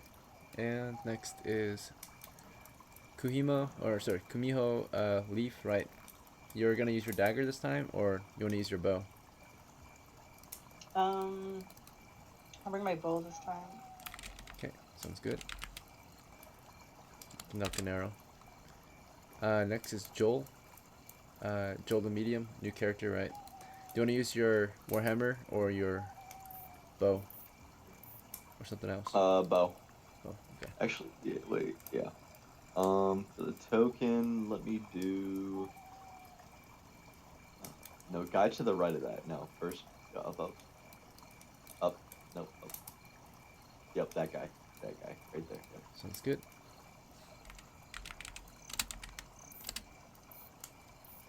You said your bow, right, Sherpa? Yep, please. Okay. Next is BORLEE. So you want to use your pull and dagger or something else? BORLEE the second. I'd rather keep a bow. Still the same from last time. The one that looked like Obi-Wan Kenobi. Okay. Right. Honestly, don't know. I forgot where it was. Wait, a bit further up. There. Far right. Far Yeah. right. Oh yeah. Far right. Thanks. Yeah. Oh, that guy, that's sick. That's actually tough. May the force be with us. Let's see. Dagger and pull. Nah, Alright. just the pole. Oh, just the pull. Just the pole. Nice. So freehand. Now we do need a torchbearer still, and your crew hasn't assigned one yet. So who would be the torchbearer for your crew? No one? It was a free hand. The bowman can definitely relieve their arrow if they want, or maybe BORLEE could take it. He's the pull guy. Sure, I'll take a torch. Okay. He will carry a torch. Do we want more torchbearers or just one? I'll carry a torch too. Joel too? Okay. So yeah, put still the arrow. Carry a torch. Alright. Who is are we using Joel's torches? He has 3. Should we just use his? 2 of him? His? Yep. Okay. Sure. Sounds good.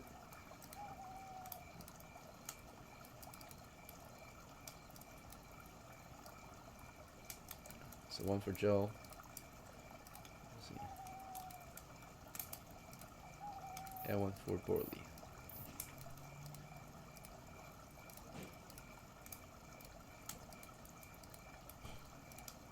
Alright, the crew is ready to advance. Who wants to lead this expedition?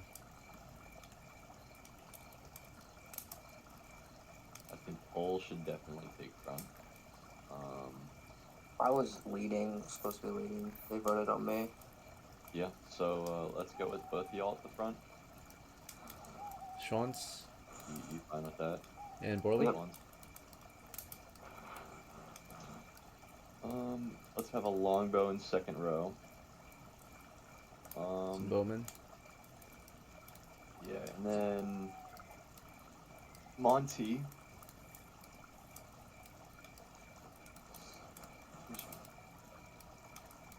I'm going to suggest that should anyone up front find a group of undead or enemies, that we fan out, and then they declare, they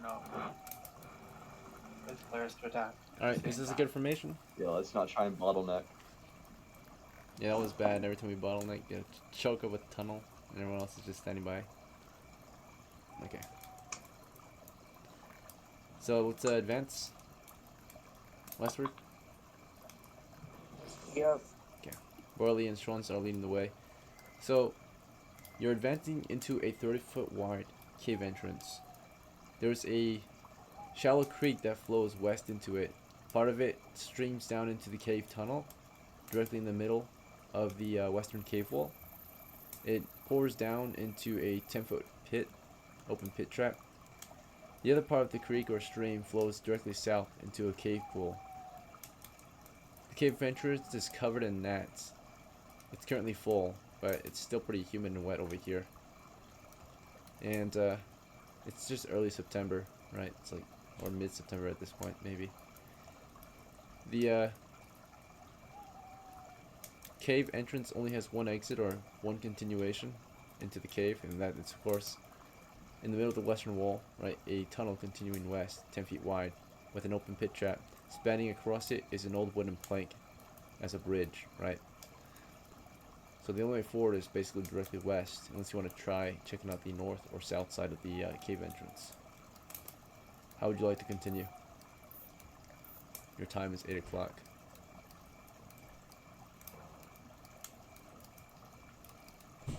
Where are we at? We're at the Right. entrance. So you can proceed west, south, or east. I mean, west, south, or north, right? West is the only way further in, though. West. Okay. So the crew begins exploring westward into the cave naturally. 2-column formation. Still SCHWANZ and Borley at the front. And as you advance, SCHWANZ can have his symbol and shield at the ready, blocking and watching out for undead, while Borley can prod for traps, right? So Borley assumed you're going to be prodding that floor if you want. If you don't want to, let me know, but you're going to be prod the floor off the 10-foot pole and make sure there's no traps in the floor at least, right? Yeah, that's what I wanted to do, to thingy with the pole to see if the thing is good enough. Yep, you can hit the bridge. The bridge creaks a lot as you prod against it. It seems pretty weak and old, so it might not be super sturdy anymore. Just a plank of wood. You can go around it though. There's a ledge around the pit. If you're careful enough and slow, you can go around it safely, actually. Do you guys want to use the bridge, or do you want to just go around the pit and use the ledge? Go around it. I use my pole to help me further with going through the pit. Okay. Around, not through. Around, yeah. Sounds good. The pole stabilizes your movement, allows you to move a little faster than the other crew members. Okay. The rest of you carefully make your way in. Alright. So as you continue westward into the cave is secured, of course, as was left last time. A couple mercenaries manning the first cave, right? It is a 20-foot wide cave, north to south, and about 30 feet east to west. There's only 2 exits marked in your map. Toward the south, already identified, is a smooth cave wall. It's been identified as a secret door. Hinges are on your side to the southeast corner. Toward the far west, past another open pit trap that's spanned by a wooden plank bridge. There's of course an exit leading out into a cave intersection, but before that exit, toward the south, in the southwestern corner of the cave, there's a vein of copper ore that's dense with copper, right? So it's mostly copper, majorly just pure copper ore there, right? Glistening greenish rock. Okay.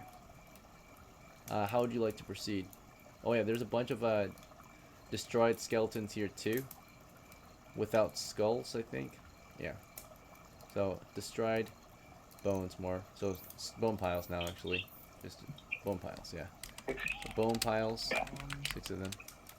I would like to throw out the idea that we should mine a little bit and get some of that copper. I would also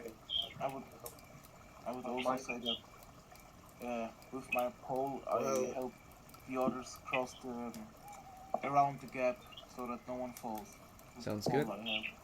So as you're advancing, Borley stops near the front and offers his pole to anyone who needs help, and offers to lend his pole hand, I guess, to anyone who needs help. But it's not too dangerous, right? You guys are able to carefully maneuver.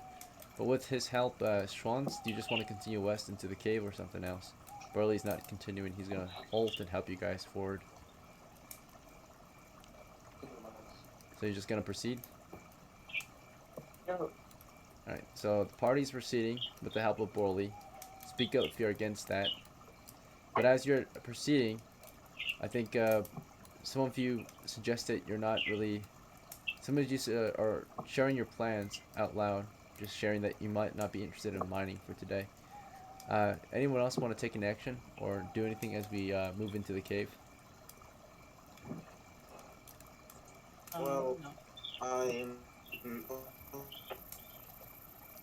Okay, so here's the. Okay, so there's clearly no traps in this area. Alright?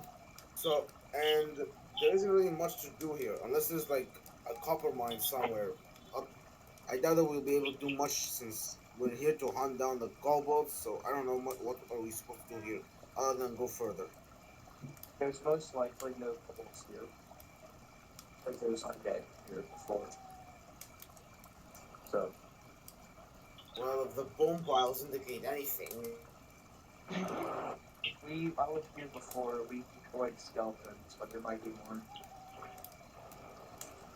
Alright, so we've advanced a total I of think 20-ish feet. Yeah. What's up? You guys want to fully advance into the cave first before you make plans? Right now, some of us are still hanging out in the tunnel. Yeah. Because it's up to the point man, and since point man's holding the position, the new point men are SCHWANZ and Lu to decide how far we go, right? So SCHWANZ and Lu, how far are we continuing west? Or are we going southwest now to the camp? The mercenaries are at the camp. South, the wall right there to the south. Move to the south wall? West, east. Southeast? Okay. Yeah. So, southeast corner, right? Borley is just helping the crew forward, right, into the cave. So, eventually all of you get inside the cave. Naturally, you get past the first trap and into the cave. Red will actually stay back against the northern wall and suggest that Borley, the thief, check the door for traps, and maybe even listen at the door. Right, it's 8:05. Redis makes a suggestion to Borley to check for traps at the door. Yeah. Alright, so SCHWANZ could. You go ahead. Yeah, SCHWANZ could open like the door a little bit, the secret door, and with the help from my thin pole, I could like poke it through some gap and test if there's like something within that gap. It would be easier. It would be easier if you opened it and did it. And a thief, by the way, can detect traps, right? So detect traps means that you can detect hidden traps, traps that you cannot see, right? So concealed or covered. They have a chance to have intuition on where a trap might be, right? So if you take some time and investigate an area, you can do a trap detection on the area by just observing it, thinking it over. If you ever feel the need to, right, detect the trap. So you'll be able to see past cover and concealment. Because you're so skilled. I want to back away from the... and tell Leaf to check for traps. Okay. So, Borley, you want to move ahead and Yeah. observe that secret door for traps? Yeah. Okay. I'll just take a long, big stare at it. Okay. Yep. So as Borley studies it and thinks about where a trap might be, right? It's gonna take up to 10 minutes for him, right? Because it's a 10 foot by 10 foot area he's checking. So as he's checking this, right, the rest of the crew, what do you want to do? You just want to stand by, wait for him to finish, or something else? You got some time to kill. I wanna. Well, since I still have my pole with me, since it's my inventory, but I didn't equip it, I can just temporarily equip it and help Broly out investigating, right? You could, yeah. Both of you search it. You guys could actually have a double chance to detect traps then, right? So, all right, That yes. would be half the time, but So, naturally, you could poke at it to see if any traps are there. That would be instantaneous detection because if you trigger it, you know there's a trap there. But if you want to be safe about it, you'll just use your trap detection skills, which is just careful observation and insight, right, on the position, right, scanning and observation and all that, right. So, studying of the position. So for now, I think it sounds like you guys don't That want to. requires wisdom. It requires your thief skills on the chart, and there is one ability that could adjust it, which I think is either wisdom or intelligence. I have to double check. One moment. Let's see. It's in the house rules. All right. It says. Perception. Yep. So your intelligence will affect your perception, right? So +3, -3. Wisdom is your to know, so that would help with your trap detection, possibly, as well, to just know something. So, Well, I'm going to use my trap detection skills just to be safe. okay. So, yep. You're using your eyes. Uh, you both are, yeah, studying that wall, trap detection skills. It's on these skills list here. Find or remove treasure traps. In this case, you have a 10% chance to find something that's hidden. Alright, so you guys are scanning that wall together, Lou and Borley. As they do this, halflings also have thief skills. So in our game, it's a house rule. So if Leaf wants, he can join them, and all three of them can check, which will create a 30% chance for success for them to find a hidden trap, if there is any. Can I join you guys in trying to? Sure. Yep. We could course. always use another pair of eyes. So yeah, we can. Okay. Yeah, that's All a the help we 30% can get. chance of success now. So as those three are checking for traps, the rest of you, what are you gonna do in the meantime? Stand by. Stand by. All right. So you guys stand by for the next 10 minutes, and we're gonna check if they found anything. So Borley, Leaf, and Lou, I want you all to go into the dice rolls channel, and you're gonna roll percentile.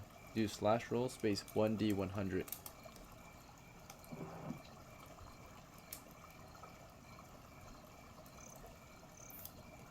There goes nothing.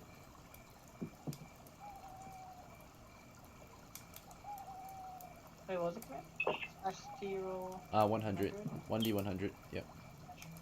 Low is better with this kind of roll.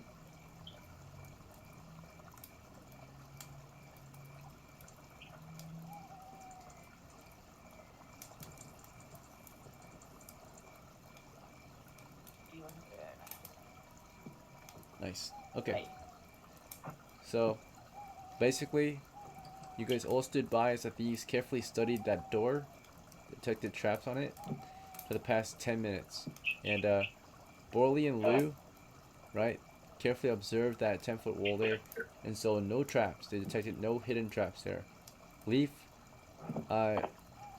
spent the last turn also detecting traps and is quite confident and does not detect any traps either. So the past 10 minutes, they just looked at it and found no hidden traps. It looks pretty safe, right? Tell them to open the door. Open, like, push the wall forward. Okay, this door opens outward to the east. If it opens outwards, I'll tell them that, like, Pull it open. Alright. Yeah, the mercenaries report, yeah, the whole cave, at least the north side, is all secure, right? Since the last time we were here. You guys cleared it out. Let's see. So, anyway, we're sending Borley and, who's gonna open it? Is it Borley gonna open the door? Or someone else? It should be someone strong. Lou. The door is usually stuck. Lou? Oh, I can try, but my strength score is pretty low, so I might not be able to do it. Yeah. Both of you are gonna be done this. The risk is if you send someone weak, they're just gonna make a lot of noise and not get it open, right? And that might alert the enemy. Send someone strong, they'll force it open right away, possibly. Send Samuel to Not do make it. as much noise. Send Samuel Wait, to do it's it. stuck, right? Does it have a lock? You don't No. see any lock. It's just a stone wall with hinges. The hinges are in this on the southeastern corner. So Well, it's I just can stuck in try the. to break the hinges with my lockpicks. No, You no, could. no. Look, we're gonna get Samuel to do it. All right, Samuel's gonna do it. He's Dang it. got 15 strength, so. Send Samuel up. Yep. All right, Samuel, do you agree to this, or what do you? It's up to Samuel to declare his own action. He's got to be present. Sorry, I'm dealing with my baby. Hold on. I'm gonna stand guard though. Okay. What? Oh. What? Someone else, maybe. Bro. All right. Shit. I mean, I guess. Bruh, I mean, unless you guys want to hear my baby crying in the background, like. No, You're good. You're good. He's on guard. Anyone else want to try? Two people could try together to open it. Yeah, you could. Yeah, that's what I was Try it, saying. maybe. Open. The only thing is that it only has one crack at the over here, right? Like you can stick your fingers into the side of the door here to pull. Otherwise, the whole thing is just a smooth door, like or a smooth cave wall, right? With hinges at the southeast. So the only area that has like a crevice or a crack you can like get a grip on the door is to the west, right? So technically, only one person can really grab it at a time, unless you have someone small at the bottom, maybe can provide some extra support or crouch. There. Halfling or dwarf, whatever. Yeah, so you stand there, start pulling. It would be awkward for anyone else to get up there, but maybe the halfling can provide a little tiny support. If you had a tool, like a crowbar, you could pop it open, right?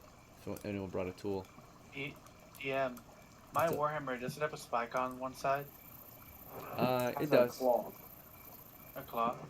Can I spend some time just digging in front of the door and dig enough that we can like look into the room like behind it, basically behind the door? Dig under the Although door, your basically. Warhammer is a weapon, so if you use it as a tool, you will damage it, right? And it won't be as effective in combat. It'll be dented, right? Or crooked after that. Weapons are high maintenance, and they're meant to kill. They're not meant for it. Does anyone here have any pickaxes?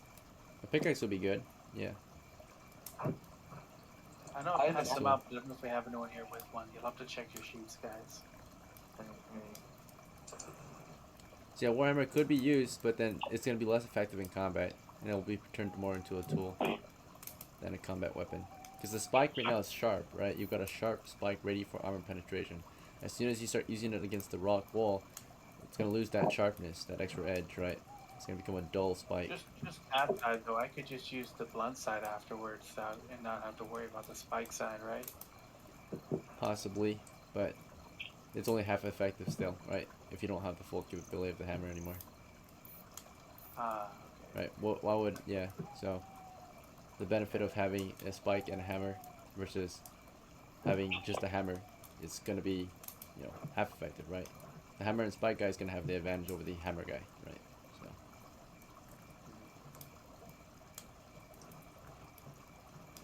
Alright, then why don't we get someone with their template pole to use it as a long lever, using the cave wall there as the lever portion to open the door from a safe distance. But if the So, but if the secret cave door is kind of stuck, then the wooden no, pole there's an area there on the side of the door, so they put their template pole in there, yeah, but and then they use it as a long lever, which generates a lot more force because of the longer distance of the lever. So then if there is anything behind the door that's trapped, you won't blow up. And I think we should get... But if the door is kind of stuck, the pole could most likely just It's a- break. Oh, okay, I see what you're saying. It's a barred door, maybe. Okay. Or I could, yeah, even if I'm not the strongest, I could just still try to open the door. But if I make a lot of noise and I still manage to open it, someone with a bow could be ready to shoot something that could try and Does jump someone us. wanna? One of you guys had a shrapnel grenade. You could just blow open the door, and then we could reach in and unbar it. Use that. Oh, I see. So SCHWANZ wanted me to sacrifice myself to open it. Yeah, no, I'm not gonna do that. I'm good. I'm chilling. Okay. Does someone want to use a shrapnel grenade to blow it open? Is my mic not even picking me up, bro? I think you're chopping. You're cutting out. Oh. I have a shrapnel grenade on me. We can use that. We want to just clear out and take cover from. The wall is made Just of place stone, it by the by way. place it by It's a the stone hinges, wall, bruh. Place it by right? the hinges. Not a wooden wall. It's not a wooden door. It's a stone wall. Secret passage, okay, then right? that won't work. Never mind. I'll just try Alright. to open the door. Borlee, you want Someone to just try has to to open come it? with the solution. Everyone, I'll just try to everyone open back the up. door. Back up while he opens it. Okay. I'm gonna back up. And someone protect me with a loaded bow in case something. Oh, yeah, I tries got my to- bow loaded already. Yeah, I got. I'll be the one to do it. I have a long bow. I can protect him. Okay. Yeah, put my sling out and I'll get that ready too. Let me get up to the door because I have a torch, so it'll help us No, see Luke, inwards. don't step in my way, bro. Because if I shoot, I'm gonna hit you. No, in the no, back you're of the not. head. He's crouched. Oh, I know. Lou's I know. crouched. Right, Okay, right, okay. Lou? Lou, are you crouched to fire so he can shoot over you? Yeah, I'm crouched. I want to. I'm not trying to hit Burley. I'm not trying to hit whatever's trying to hit Burley. No, well, yeah, you're good, you're good. And I've got my Um, put a sling on me, DM. Use that one. I think I've got one. in case I want to start casting. Pretty sure I do, right? Okay. So what should I roll?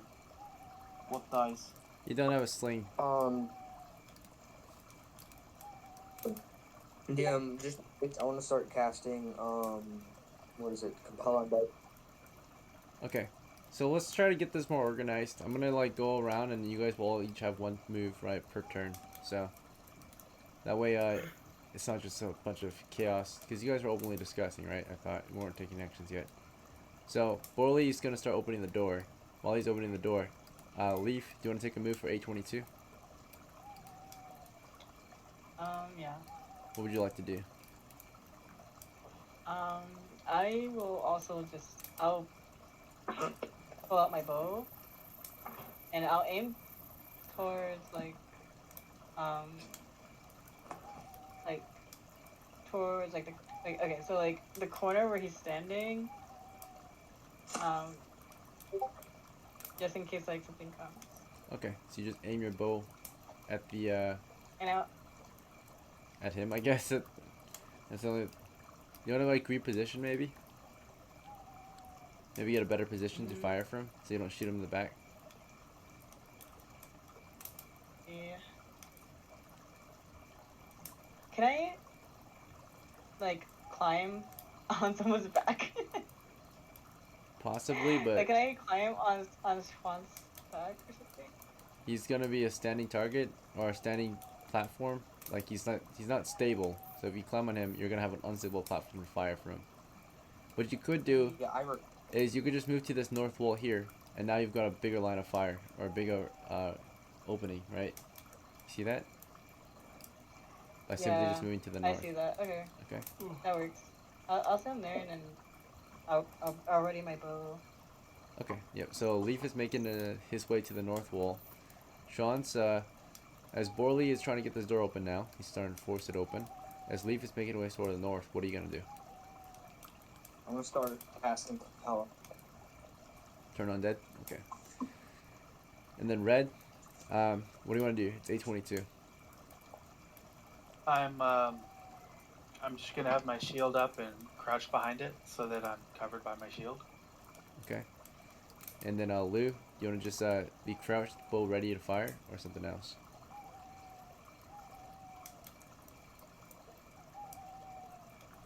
Lou? Abdul King? Wait, what? Alright, so it's your turn. Do you want to just like be crouched and get ready to fire or something else? No, I'm just going to peek in case of any enemies and be ready to fire. Peek and get ready to fire? Okay. So, do you want to be crouched though, or no? Yes. Yeah. Okay. And Samuel. If Uh, it's going to minimize early, then yes. I'm ready to fire over Lou's head. okay. And then Schwanz the third here. No orders from the other Schwanz, but he sees the other Schwanz compelling, so he's gonna do the same. Both Schwanzes are starting to pray.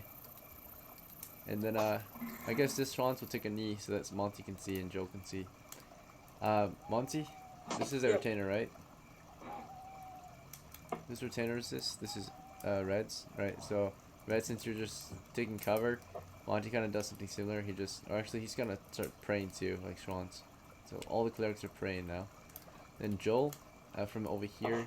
I'm gonna move south, right behind Schwanz the third.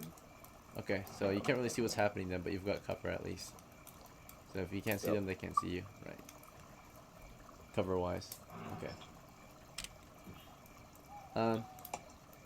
Alright, let's see what actually happens. So 822 to 823.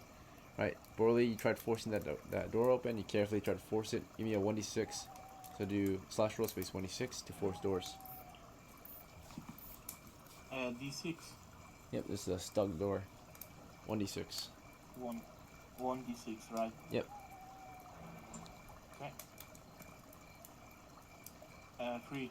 Alright, in your first attempt, you fail. Right, so you just make a lot of noise.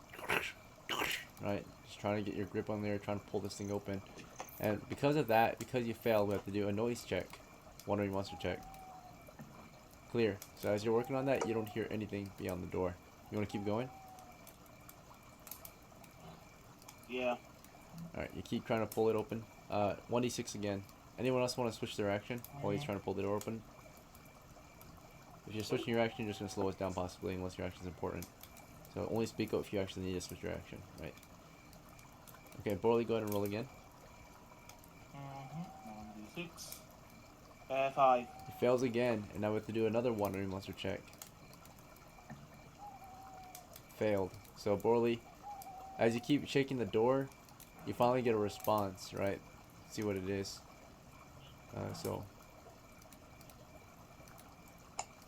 you finally get something that replies to you. So 14. Or comes to answer the door, maybe, right? As you shake against it. So we gotta check the chart. Let's see.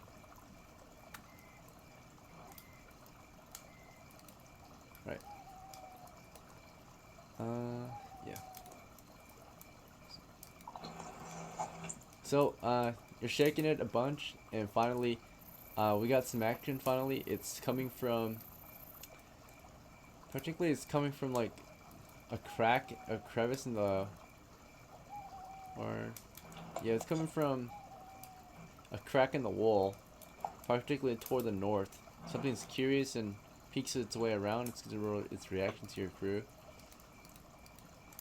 It is reacting friendly, indifferent. So, let's see. Monster reaction 9, which means that just neutral passes through. So something is just minding its own business, crawling overhead, right? So as BORLEE's moving this door, a monster appears above your heads, right? Monty and Samuel, you see these like large bugs with many legs, right, crawling out from behind you and onto the ceiling, right, of the cave. Giant centipedes. Do you want to react to them? They're not attacking you. They're just moving along. I'm just gonna passing through. aim my fucking bow at it in case. In case, yeah, it decides to act up. Yeah, they're passing through. Just some wandering monsters passing through the area. They crawl through a crack in the wall from the north. Let's see. I'll get them on the board. I think you passed it already. Yeah, I did.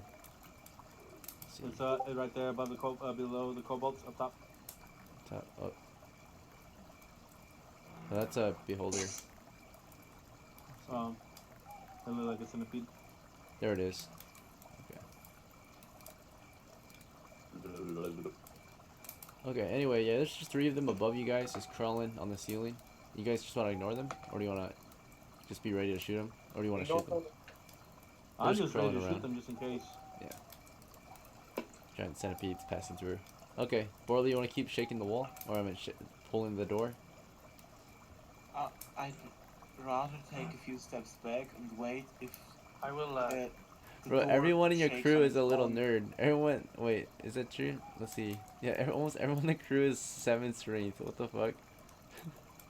Yeah, Guys, DM, I I'm got gonna 15, cast. but Alright. When you asked us if we wanted to do anything, I'm gonna cast magic missile on the on the centipede furthest away from me. Why? Why are they doing this? Okay. So, I'm sorry. yeah, the as Borley is shaking the door, one of us decides to take a different action aside from stand by. Red is casting a spell. Some of you are like, "What the fuck, Red?" or questioning him, wasting his spell on a centipede. I'm gonna push red to fizz that spell. All right, it fizzes out. So Red, you're intercepted. Your spell just dispels, right? As the centipedes chill on the ceiling, minding their own business. Anyone else wanted to take an Yeah, action? minding their own business. Oh, Okay, very well. So Borley, give me You another know, d6. Samuel, I'm gonna have some words with Samuel when he does that. I'm gonna say, "Yo, what the fuck, dude? You don't mess with a wizard casting spells." Right, you lost your spell of the day. do. Borley, Yeah, I don't know. I don't 1d6 know if you about haven't that. done so already. I'm gonna have some words at the end of the adventure. You're not using it right now. Is Yeah, Borley I'm with just us? ignoring red, Then? keeping an eye on the centipedes. we need to continue. I'll Samuel. Open the Oh, wait. door, Broly. Was he taking a I'll break? just Or I'll retreat for now and Yeah. switch from my pole to my small dagger in case, and hope someone else will take the job. Okay. Someone that's he's been stronger. working at it for a good minute, so maybe someone else should try. Okay. I'm gonna wait for the centipedes to leave then, and then I'll open the door. Yeah, they were passing through. Thank you. They just they passed through to the south. Looks like squeezing through the crack. Yeah, no, I know that if the centipede drops on a fucker, even with armor, they're fucked. Like, there's no way. Okay. Now gone. that they're gone, I'm gonna move up and open the door. Okay, Samuel's going up ahead. He gets back in position. All right, 1d6. Where the hinges are on what side? Our side, southeast corner. East. East. Okay. You pull it. Yeah. I'm gonna Yeah, It so opens.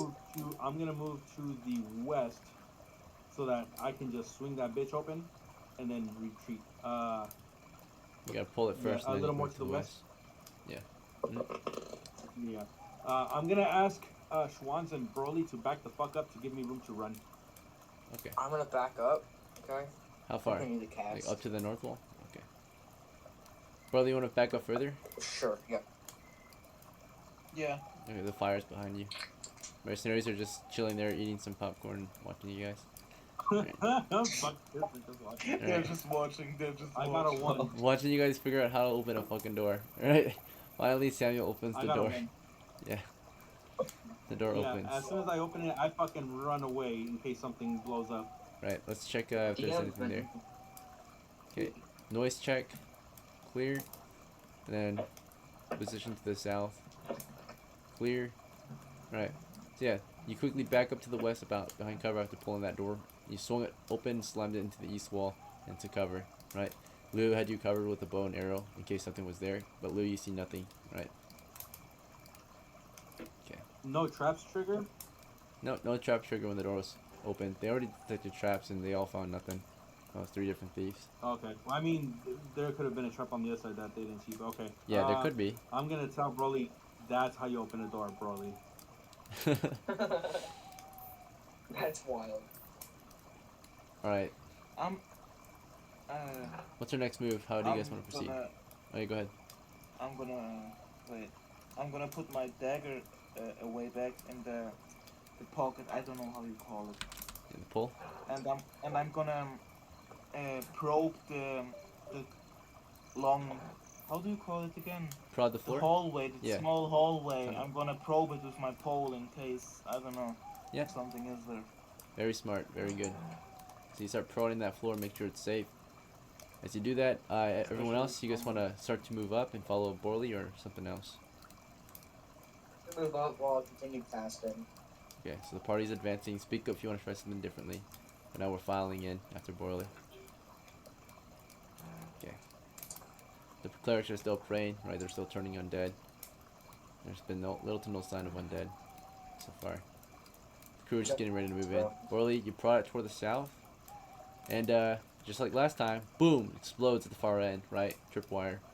In fact, yeah, I you see. mean, I had some sort of sense, like, You learned, yeah, sort of you heard about flashback. what happened to Borley the First, and then they didn't die from the trap. I think they got away from it, but yeah, product that thing blows up right there. Explodes and kills no one, fortunately. And then right after you explode the trap, what would you like to do?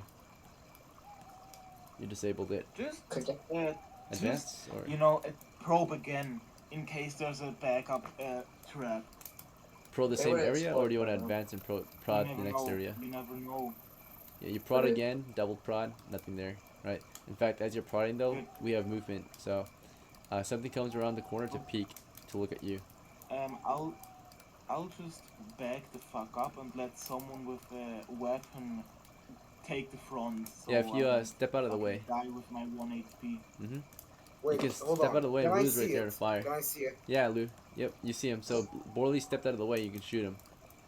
But by the time Borley stepped out of the way, okay. what's up? Okay, so I'm gonna tell the team that there's a kobold over there. Yeah, he already took cover. So Borley stepped out of the way, the kobold stepped out of the way too, the small dog man. So by the time Borley stepped out of the way, he was gone. But you can keep your guard up, right? So if he peeks again, you can shoot him. Okay. Anything moves in that corridor, and I'm firing. I don't care what it is. All right, you got the tunnel covered. You guys want to advance, or just let him guard it? Or the enemies aren't pushing; they're the defenders. I have an idea. What's up? Borley has a I plan. take my small dagger and toss it right there in front. Mm. Like, yeah, exactly there where you pointed. In case if something wants to grab it, Lou can just headshot it. Yeah, sure. Like Bait it. Like bait. That's actually hella smart. Yep. Kobolds are greedy as Even fuck. if I sacrifice my dagger, I'll sacrifice it as bait. It's probably one of the best things I've seen in a while. That's what we used to do in the old days. Bait. Use rations and shit. Some people try doing that in the past a few times. Yeah, you throw a dagger here toward the kobold. Your dagger, right? As the rest of the crew is on standby. Speak up if you want to try anything else. But so far it's just Borley and Lou acting, right? Or taking action as you guys are just waiting for them to push forward. And the kobold makes a morale check. Alright. And he's kind of shaking, kind of wants it. You can like see, he's like, whoa! Right, you can hear him curiously see the dagger. But fortunately he remains disciplined and doesn't pick it up yet. But he struck his curiosity. Probably. Alright, so unfortunately he didn't react, right? He didn't want it. So, or he's not willing to take it yet. So what do you guys want to do instead? Just keep waiting for them? Or something else? The crew, almost the crew that if anyone has any loose coppers, we can throw it in there. Anyone want to sacrifice some copper? Yeah, I'll toss 2 copper pieces since I'm already in that position and I tossed my dagger. I'll just toss the copper too. How much do I have? Yeah, you have 2. I'll toss my 2 copper pieces as bait again. Your little 2 cents. Alright. Sure. Let's see what he does. I've actually... He runs right for it. He's a dog for the copper. And Luke can just shoot him in the face. Fire! Luke, go ahead and roll a hit. Fire! Open withering fire! Very well. We'll roll 20. 1d20. Luke's got the first shot. If you fucking shoot me in the back of the head, I'm gonna lose it. Imagine. Dying 2 times in a row. Okay, so how does this work? Is it highest roll, lowest roll? What is? You want to roll high for this? Is an High. attack roll. So slash roll space 1d20. You're rolling to hit. No, I know that. Oh. Well, here goes nothing. Oh god. Wow. Alright. A mishap. All the Not one. times. Alright. Of all the times. Of all the fucking times I You had wanted such to bad get a luck. 1. Now you choose to get a 1. That's horrible. Alright. Abdo King did say he has bad luck, and he wasn't lying. He told me before we joined this game. He has terrible luck. Alright, unfortunately, you have a mishap. Your mishap is basically because no one's in your line of fire that's friendly. You won't shoot your friends this time, but your bow does go unstrung. The bowstring, it snapped. So you were holding it for a while and it finally just pops off, right? So you have to restring it. It takes 1 round to restring your bow. So you can restring it for free, but it takes time. But unfortunately, because you failed, the kobold picks up the copper and begins to run away. But before he can, we have one more chance because Monty is in the. You're crouched, Lou. So Monty can shoot him, and if he can kill him, then we at least don't lose 2 copper pieces, right? So it's up to Monty, an NPC, to save the day. Monty missed. All right, Monty sucks. So he ran away, even though the +4 to hit because he's shooting in the back and retreating. The kobold's just too small and quick for Monty, and the kobold gets away. Right? He's a moving target. He's small, and Monty's like, Chase gosh after darn. the kobold. Right? Don't let it get away. You guys want to charge him? He's running away with the copper and the dagger. He took the dagger too. So Borlee's lost his copper and dagger. Never ever am I You charging guys you. need to chase after it. I'm gonna switch over to my Small heavy dagger shield and lost. spear and I'll follow. I'm just gonna back up behind, I don't know, to the other 2 guards in case someone wants to rush. I don't block anyone. Okay. Poor Borlee. He tried his best. He was clever, but unfortunately we had bad luck. Okay, so who wants to go ahead? Bro, you have the light, Broly, and you're prodding, bro. You need to go. Instead of Borlee dead. Red will. Alright. Red will take the. As he's backing up, Red will take the torch, and he'll go past him. He'll go down there and throw the torch to the west. Okay, you gotta Can put I something squeeze away. ahead too? Because I have a torch. Yeah, you want to send Joe up there? Okay, one at a time. You all get 1 action each. So, Red's taking the torch right now, right? So you gotta put something away to take it. What do you want to put away? The hammer? The warhammer. Alright, so Yep. while you're putting the hammer away, other people can take actions too, right? So, I heard Joe. He's been patient. He hasn't been able to take an action yet, so we'll give him an action. So as Red is taking a torch from Borley, Joel's trying to get to the front. Are we gonna make space for Joel to get? Oh yeah, the retainer definitely makes space for him. He's PC. Lou can, yeah, Lou's his crouch, so you can squeeze past Lou. Joe, you wanna take point at this point? Lead the way.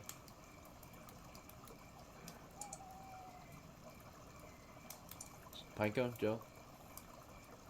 Sure, yeah. Or not? Maybe Oh, not. sorry. Yeah, I'd like to run on down south. Okay, lead the expedition south. Alright, so Joel's, Can I, sorry, one more thing. Can Okay, I go ahead. also, in this process, start switching out my bow, so just putting away my bow and starting to pull out my warhammer? Sure, yeah.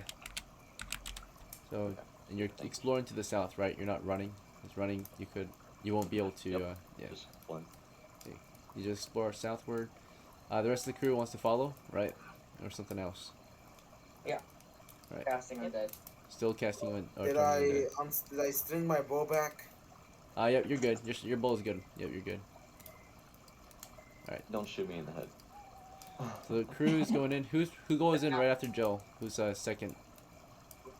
I'll follow after Joe. Okay, and everyone else is just And random. Joe. Okay. I unstrung my bow so that I wouldn't shoot you in the head. Yeah. Alright. Thanks Joe, for you nothing. walk on in, and as you get in there, right, you're carefully checking the dead space, checking east and south, west, right, southeast, southwest. Yep. As you push through, but then you have to make a important decision whether you're gonna peek west first or peek east, right? So, as you push in. Actually, this is what I'm gonna do. I'm gonna toss my torch down Okay. about 5 to 10 feet ahead of me. Alright, and then as you're doing that, anyone else want to take an action? So Joel's carefully advancing. He's about to toss his torch. Anyone else want to change up their action or change their gear more importantly before we move in? Okay, everyone's I'll good. switch to my heavy shield and spear. Okay, this will be Yeah. a good time, right? I'm gonna hold Go a ahead. symbol and take out my mace. Holy symbol and mace. Okay. Can I try to Okay. move forward and try to target something, like if possible? As Lou, right? Yeah. You're gonna move after Samuel, and as soon as you have a line of fire on something, of course you can shoot it. We're waiting up for Joel. He's He's getting a torch I thrown. wanted to put away what's my, up? and use my shield and mace. Oh, shield and mace. Okay. Yeah. Alright. Sorry. Okay. So Joe ended up throwing the torch in there. Let's see if there's any reaction.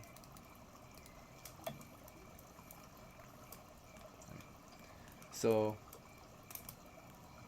basically, yeah, there's no reaction. You just throw it in there, and right after you throw it, what do you want to do after that? Pull out my shield. What kind of shield is it? Push. I think it was can't remember if it was. Oh, you don't have a shield, but you have a shield spell. Do you want to cast your shield spell? Oh, I don't have a shield. Oh, that's right, because it was damaged. Oh shit. Yeah, can I like have my warhammer in one hand and shield in the other? Yep. The shield spell. You can cast it now. That way you have a force field around you. So the shield spell, if you cast it, here are your benefits. So, past it. Alright, here they are. Basically, caster only 2 turns, so 20 minutes. The spell circles the spellcaster with a magical barrier between the caster and his or her enemies. It moves with the caster. It gives you AC 2 against missiles, AC 4 against other attacks, right? Or if you have armor on, it will of course switch with that too. So basically, armor class bonus of -7 against missiles, -5 against melee.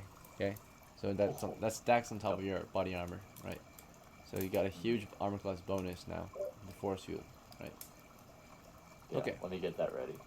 Yeah, you cast it already, so it's actively working right now. You've got 2 turns, 20 minutes. Okay.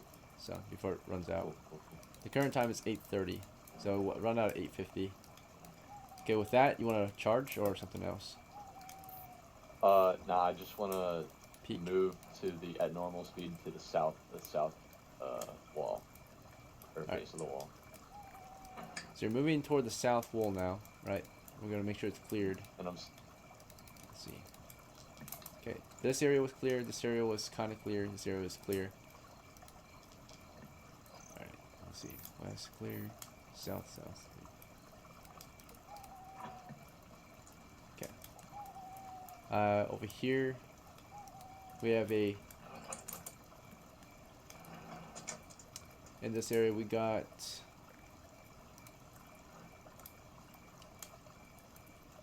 Yeah, there's nothing really here. Okay, that's clear too, seems. Alright, it seems clear to the east, but we have enemy activity to the west, right? As you step in there with your hammer moving south, the enemy immediately react to you. Let's see the reaction. Hostile, and they start firing at you immediately, right? They start shooting you. So you have a force field though, so as you step in and the crew is behind you, you want to rush them and try to close the distance so they don't, they don't keep shooting you? Or do you want to...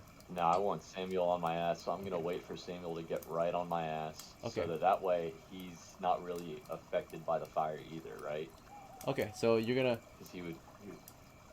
Are you just going to tank it, or are you going to move first? Like, as they're shooting you, are you trying to move southward still, like you originally planned, or are you going to move west or east? Yeah, does movement also give them, like, moving south, give them, like... a penalty? Yeah, penalty? Shooting at a moving target gives you a penalty indeed. Alright, yeah, so I'm just going to dash south. Okay, so you dash south. Samuel, as he's dashing south and getting fired upon, do you want to dash after him or something else? I'm gonna dash southwest. Okay. So you're moving southwest. Okay, so they fired at him. Let's see if they hit him. Alright, the 18 might hit. Let's check out his armor class. So, he has body armor. He's got a helmet and a gambeson. It's a -4 bonus, but -8 against missiles. And then he's got all that magical protection. So yeah, it just hits the force field. That's it. Boop. That's it. So it's a really powerful force field. Doesn't do much. And then of course Samuel's able to move southwest, right? In Joel's way. As that's happening, Lou, were you pushing forward too, or something else? Okay, so I'm gonna take cover behind the final area at the corridor. You want to move to the southeast, or you're just staying on the other side, like that. Okay, so just moving to and the then end. I'm going to fire at one of the kobolds, whichever one is either standing still or moving the slopes. Okay. So yeah, they fired at a crew. Should be idle. as Sam moved in, Lou's moving in to fire, right? Who went right after Lou? Was it SCHWANZ the third or BORLEE or someone else?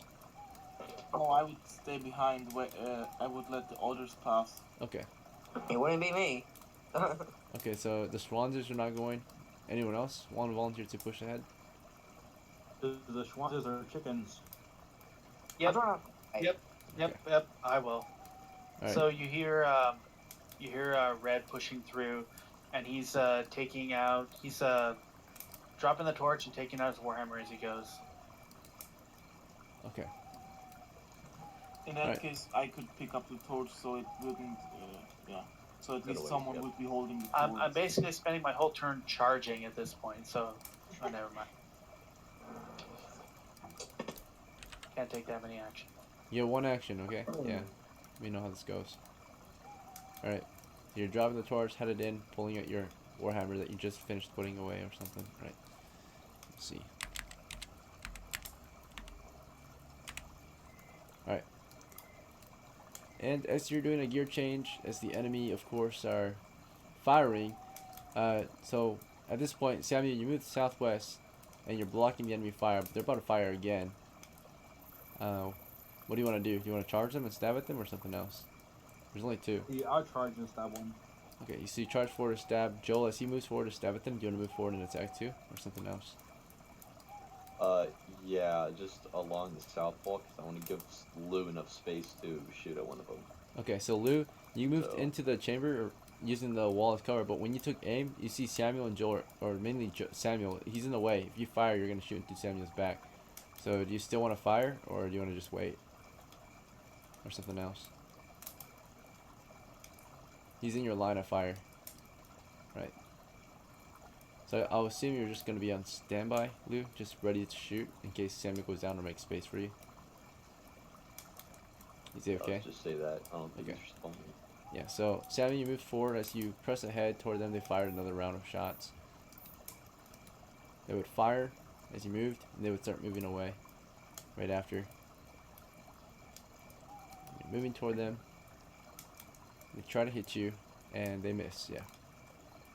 So you moved at them, they fire their rounds, and they start running away, but they only get... Before they can fully escape you, you step forward and just stab that one of them at least. They're staggered. Hey, What's can up? you hear me? Yeah. Sorry, I'm muted. I thought I was talking. I thought I unmuted. Oh, I see. Yeah, so basically you're just standing by until there's an opening to shoot, because Samuel's in your way. Is that okay? Can I try to move to figure out a location where I can hit them without hitting Samuel? Yeah, possibly. You can move to the, just into the chamber. Maybe, like, might be able to fire between them. Or into the tunnel, right? So, you'll just step in there. Here goes nothing. It's not like I'm going... It's not like the cover's gonna benefit me anyway, since I have two people in front of me protecting me. Right. Shield spell and shield bearer. Right, they charge the kobolds. Samuel rolled to hit, and just one of them gets away. They fired, recharged. I'm using my reroll. You used your reroll for the game? Okay, good to go. And then they turn tail, as you stab at them. 14 plus 1 to hit 15. Alright, you killed one automatically, basically. So, you know, they fire around, they turn their back to you, you step forward, stab them in the back, the other one gets away, right? Runs into the dark. Right after, I'll take a knee. Okay, yeah, so if you take a knee, and then Joe was moving up beside you, and with that knee, Lou, you get a target now, right? As he's running away, you can shoot him in the back. Go ahead and roll. Actually, it's just an auto kill. You're a backstab thief. You have backstab, so you, like, basically get a +4 to hit and double damage.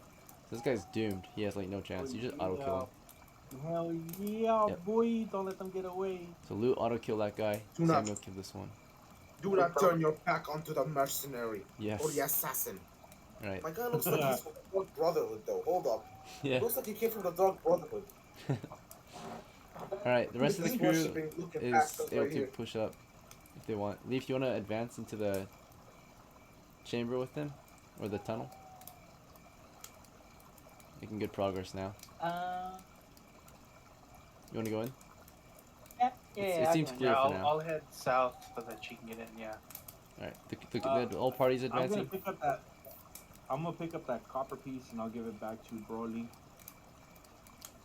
Okay, yeah. You check out their loot. You guys advance and check out their loot. Their heads are valuable. Remember, you're here for their heads. The goal of the game is to hunt monsters, and typically when you're hunting kobolds, the I'm goal. going to take. Oh, go ahead. Sorry. I'm taking the head of the one that I killed. Very well. No, don't loot them yet. Don't loot them yet. Don't loot them yet. If you loot them right now, and the other monsters come up, we're fucked. Right. I'll carry clear both yet. of their bodies. I'll carry both of their bodies out, DM.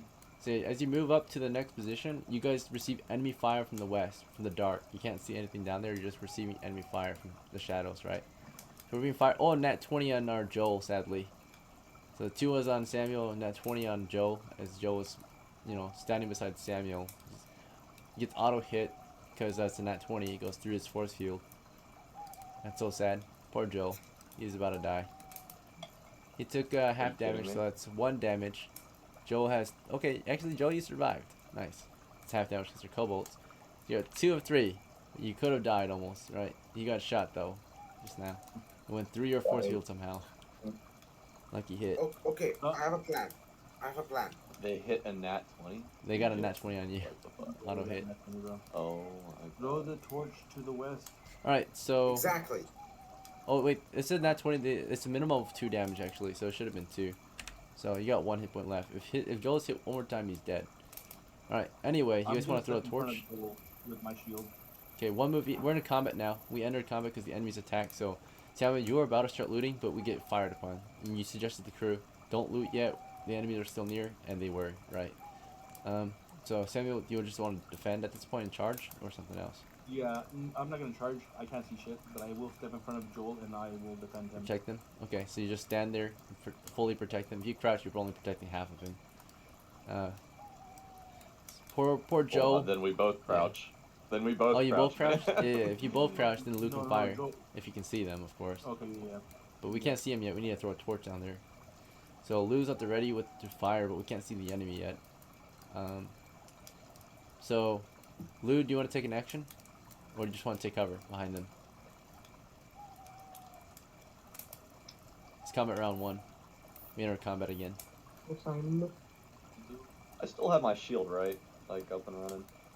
Yeah, your magical shield force, your force shield, it's still happening. Yep. Yeah. Like, is it a radius? Can it affect the people that are like really close to me, or? It affects the people behind you against the enemy, right? So you're shield yourself now, right? So if anyone's behind you, right, you'll tank it, but it doesn't really matter. Or for now, right now, you just gotta hope for no nat 20s, because nat 20 is the only way they can pretty much hit you. And one of them somehow got a natty. Right, so. Alright, Lou, what's your move? As they are taking a knee, do you want to take a knee too? You can't see the targets. It's dark over there. Okay, can I try to find some kind of torch? Torch, you can call for a torch. Someone might have a torch, right? Do you like... No, we have a torch there on the ground. Yeah, there's a torch right there by red. I'm gonna throw that bitch into there. There, so to reveal the enemies. Where is the fucking torch? Oh yeah, it's on the floor, right? Wasn't by red? It's at Red's feet. Red, you want to pick up the... Oh, Red just took out his hammer, and now he's gonna pick up another torch. Yeah, I'll just let my hammer go. Like, it's slung, so I'll just let it go, and I'll pick up the torch and throw it. No, it's... I don't think it's slung. It's holstered, west. right? So you can holster it. Okay. Okay. With the holster, you can quickly... I'll just drop it, though, because it's faster to pick up the torch and throw it. Alright. Yeah, so... So pick up the torch, throw it, and then crouch.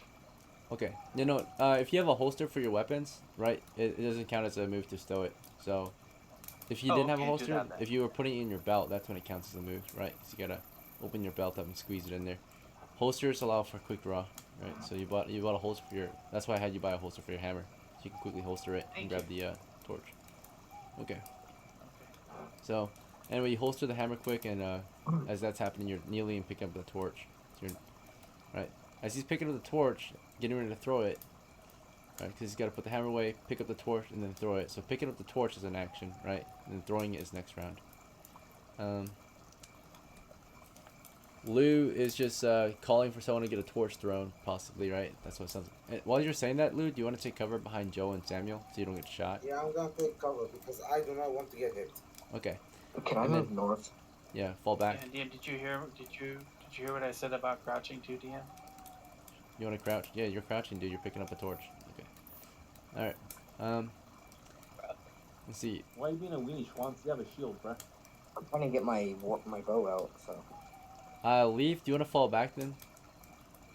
Back into the tunnel? Or do you want to get behind red? Use cover. And stay out in the tunnel. Okay, so actually I'll stay there, but I'll face the corridor on the east and aim just in case something comes from over there. Okay, well we're being fired upon by the west, right? So do you want to take cover using red's body or this whole line? Because if you're standing here, you're a target. So you can move here. I guess and watch. yeah, I'll hide behind them. You can and peek. then Check I'll this area. like, Yeah. have Yeah, hold that right there. an arrow Right there.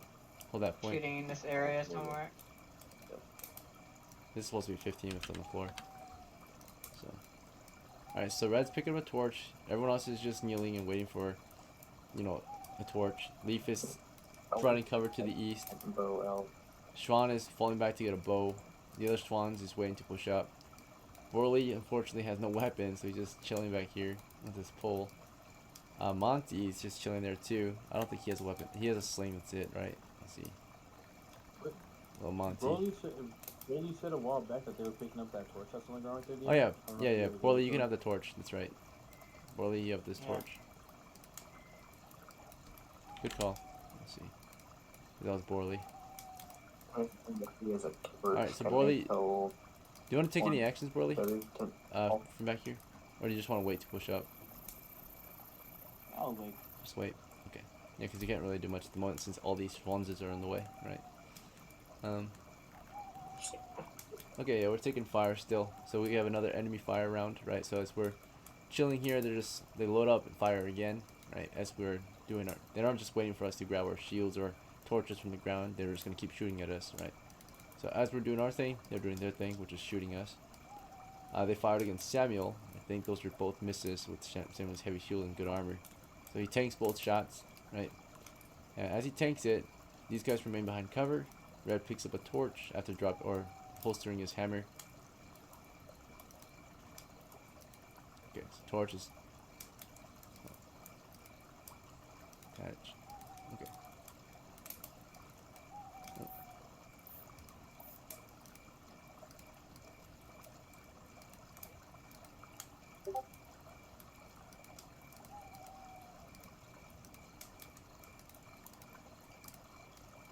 Alright, so yeah, red, you're able to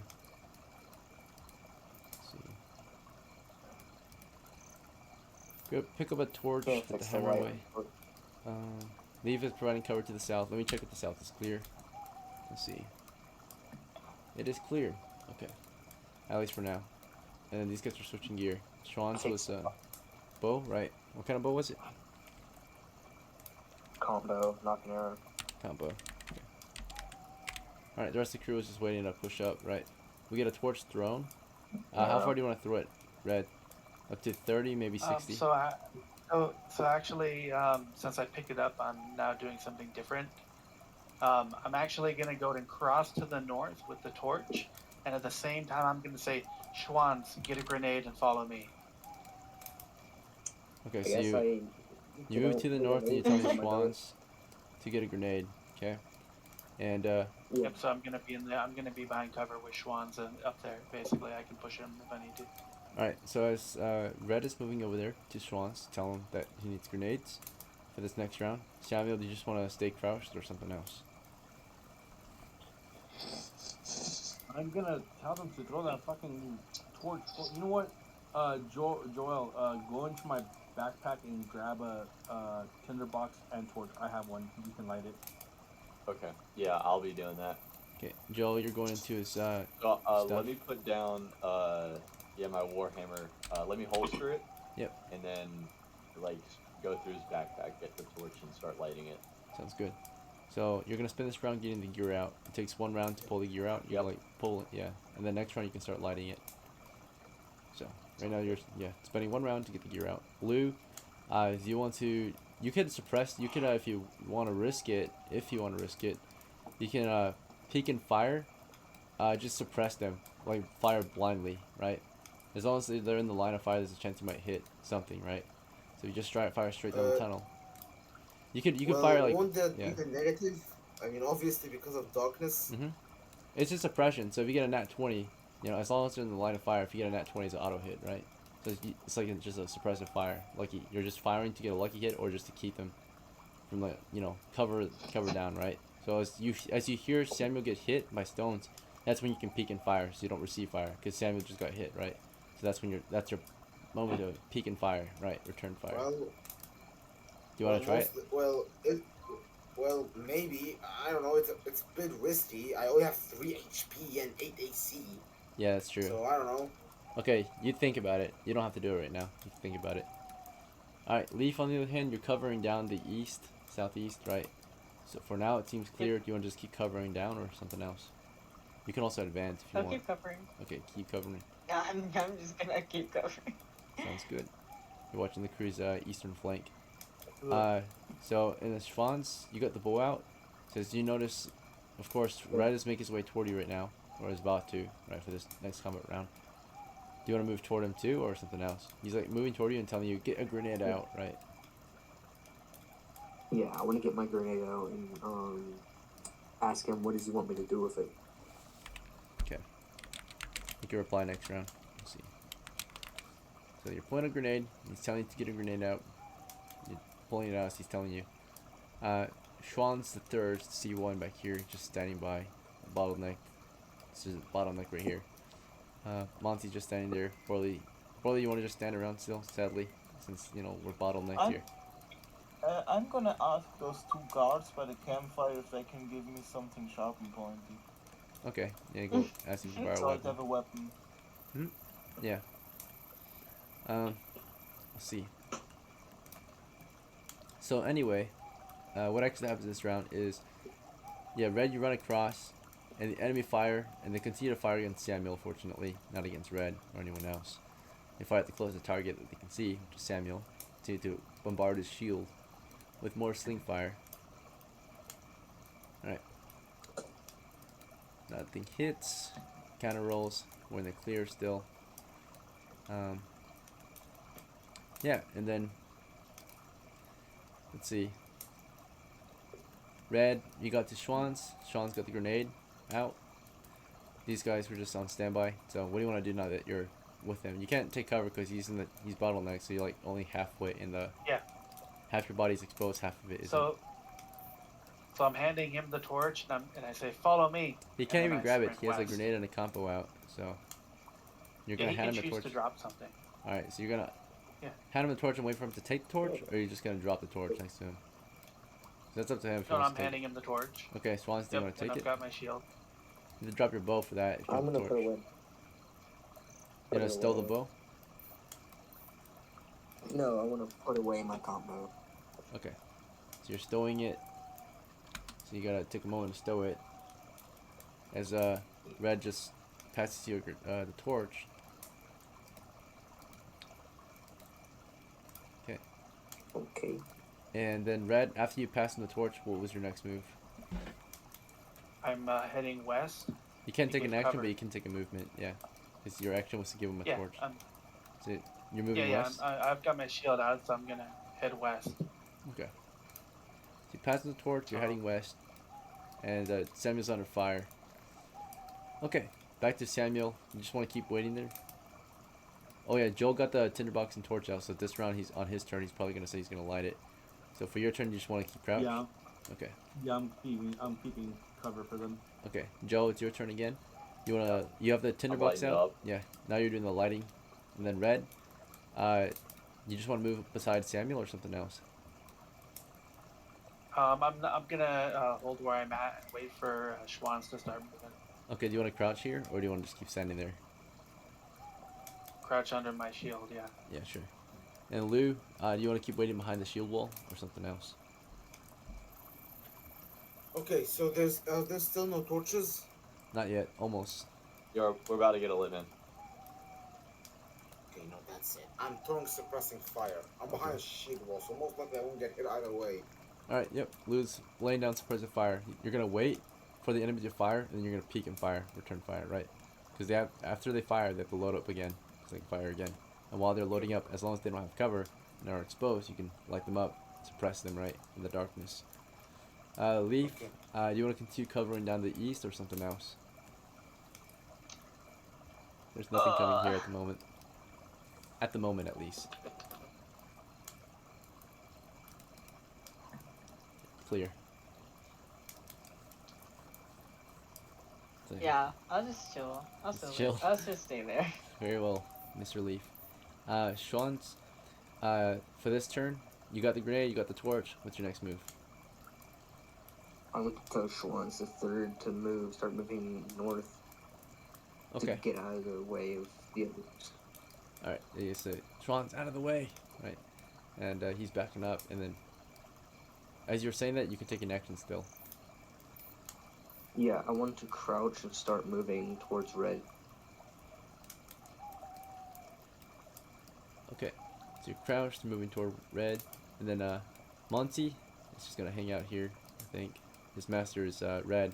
He's trying to follow his master if he can, right? Unless he was ordered not to, but he wasn't ordered to do anything particularly. BORLEE went over to ask for a weapon. So you walk to the guards, and what do you say to them? Like, do you guys have a spare weapon or something, or what do you want to say? Do you have something I could borrow, Miley? I have a couple of bills, I could bring them later.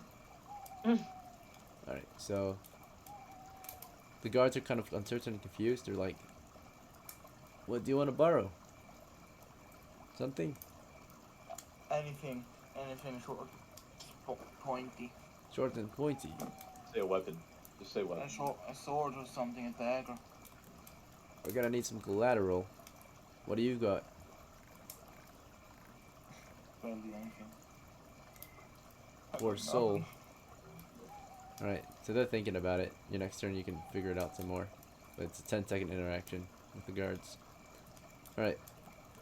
So back to Samuel. You want to keep holding the line? Just shield wall still? Okay.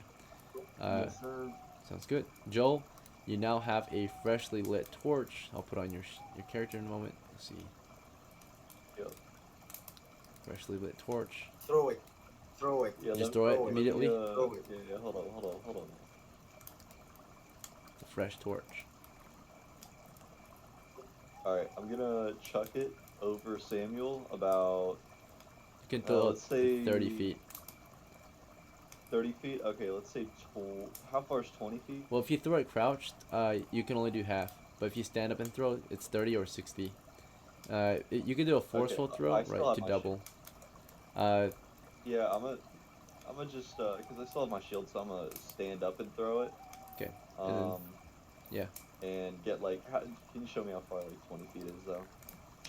That's 4 squares. So for the throws, basically, just keep in mind, like a light throw is fast, a normal throw is normal speed, right? And then a strong throw is slow. So if you do a strong throw, you don't throw it until the very end of the round, right? It takes whole 10 seconds to get a strong throw. Yeah. It takes 5 seconds maybe or less to get a normal throw, and then it's almost instant to get a light throw. Light throw is just like dropping at your feet, right? So that's a light throw. Yeah, no, I'll do a normal throw. Okay. So that's if you stand up and do a normal throw, you can throw it up to 30 feet. That's 6 squares to the west. So 20 feet would be around here, and then 30 feet would be around here. If you do 30 feet while standing. Okay. Let's do 25. 25 while standing. So you're willing to stand when you throw it, or? Yep. Okay. Very well.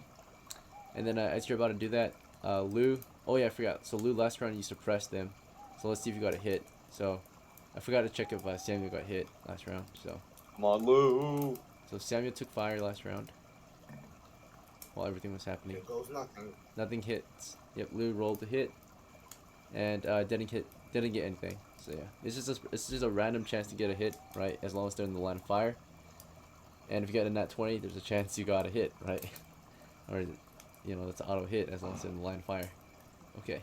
So Lou, you missed. You can keep suppressing though every round as the enemy fire. So Joe is about to throw his torch. Samuel continues to stand ground. Lou, do you want to keep suppressing fire for this next round or something else? That roll you did was for last Well, round. once they throw the torch, I'm just gonna fire normally without Oh, normal. suppressing because, well, I'll be Oh yeah, able to you'll see see them. the enemy Yeah, now. you're right. You're right. And then red. Do you want to just hold the position, still wait for Schwanz? Nope. Okay. Samuel's taken enough attacks, and Schwanz is behind me. So I shout, "Charge!" and I will sprint 30 feet. Okay. Charge them. Okay. Yeah. Stand up. Are you? You can't do. Wait. Oh, you're gonna sprint, so you're gonna move 3 times faster, I think, or yeah, Yeah. 2 times faster. I'm getting up there. Get your weapon out, man. Okay. Yeah, and I'll get my weapon out. Yeah. So you're about to sprint the position. Schwanz, what were you gonna do this round? So it looks like Red's about to charge. Samuel's holding the line. Joe's about to throw a torch. Lou's about to fire, standing. What are you gonna do this round? I'm gonna put away the grenade and drop the torch and pull out my shield. Right. What the fuck? So we'll see. Dropping the shield or dropping the torch, stowing the grenade takes a round. So you're stowing the grenade, right? We'll see. What a horrible leader. Right. Let me make sure this grenade was transferred real quick. I forgot to do that. Whose grenade was this originally? It was mine. It was on me. Okay, yeah, so it just returned to you. Yeah. Yep, it was already yours. Okay. And then, of course, these guys fell back. Leaf, you want to just continue to guard the southeast still for this next round or something else? There's nothing really coming from here, it seems. Let's see. Yeah, I'll get closer. I'll go in between Schwanz the second and Lou. Lou. Yep, you're Like, small, so you can fire in diagonally. between people a little easier than everyone else. So, yep. Yeah, so I'll pretty much be like, essentially, yeah, around right there. Yeah, between them. Okay. Sounds good. And you can start Yeah, firing right in too. between them. And then I can fight. Yeah, if is red crouching? No, he's not. Never mind. You'll get a chance at some point, I think. But I'll Shoot stay over behind him. us. You can shoot over us. Possibly. Yeah. Remember, he's short, Yeah, so like go like diagonally from Lou and Schwanz the second. Right. To the left. So you're moving northwest, right? Yeah. Okay. In west. West, yeah. Alright, that's your plan this round. You haven't moved there yet. Right now we're just declaring actions. Okay. Right. And then, Borley, do you plan to just keep talking with the guards or something else? Can you go? Do I have anything of equipment? We can double check. Here's your gear. Helmet, sheath, lockpick, slung pole. You lost your money, you lost your dagger. I give up my helmet for a weapon, at least something I could use in case of anything. Okay. In the meantime, as you're offering your weapon, these two are just hanging out here. Okay. What actually happens this round, of course, is we'll start with missiles. So Joel is tossing this torch as the enemies are firing on us. The enemies are firing at Samuel, who's nearest to them, easier to hit. No hits. Torch is thrown. And he said 25 feet, right? So 25. 5, 10, 15, 20, 25. Lands without issue. Radius is reduced to 50% because it's no longer held, but we can still see quite clearly. And red is charging. He did a full sprint, right? So he's just charging full head, right? Or just full on charging. So in that case, he gets to move 3 times faster than his standard speed as a medium magic user with the gear he has, which is a medium gear pretty much. He can move 60 down the tunnel. So 10, 20, 30. And he's got to close the distance with these guys. So next one he can swing, right? So he's running all the way toward them, right? But as he's running toward them, they fired. And they fell back right after firing. And then the door closes, right? So as you're getting toward them, they close the door on you, right? They don't just watch you run toward them. Oh, you bastards! And Oh, Schwanz For the love finished. of God. fucking pussies. Schwanz, what did you want to take out after putting the grenade away? My shield and mace. And after that, I should have a heavy shield, right? okay. Were you charging right after that? No, I was gonna hold because that was a dumb idea to do anyways. Okay. Yep. Yeah. So, anyway, yeah. So red, you charge down the tunnel right toward their position, and Samuel and Joe and Lou stood by. Bear in mind, I don't know if you guys noticed, but there's very few kobolds in here, right? These two kobolds didn't withdraw all the way, right? And those two kobolds stayed at the very end. I hope you guys understand why. Okay, All right, I have an idea. hold up. Sorry, I have to resolve this round. You can state your action or ideas in a moment, but let me tell you what happens. Because as Red ran down there, as these three, as Lou stood up to fire, right?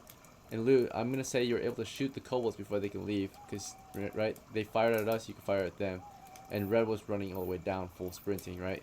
So you fired past Red, of course. Not hopefully you don't hit him on his way there. So Lou, you get to roll to hit. Go ahead and roll a hit as the enemy retreat.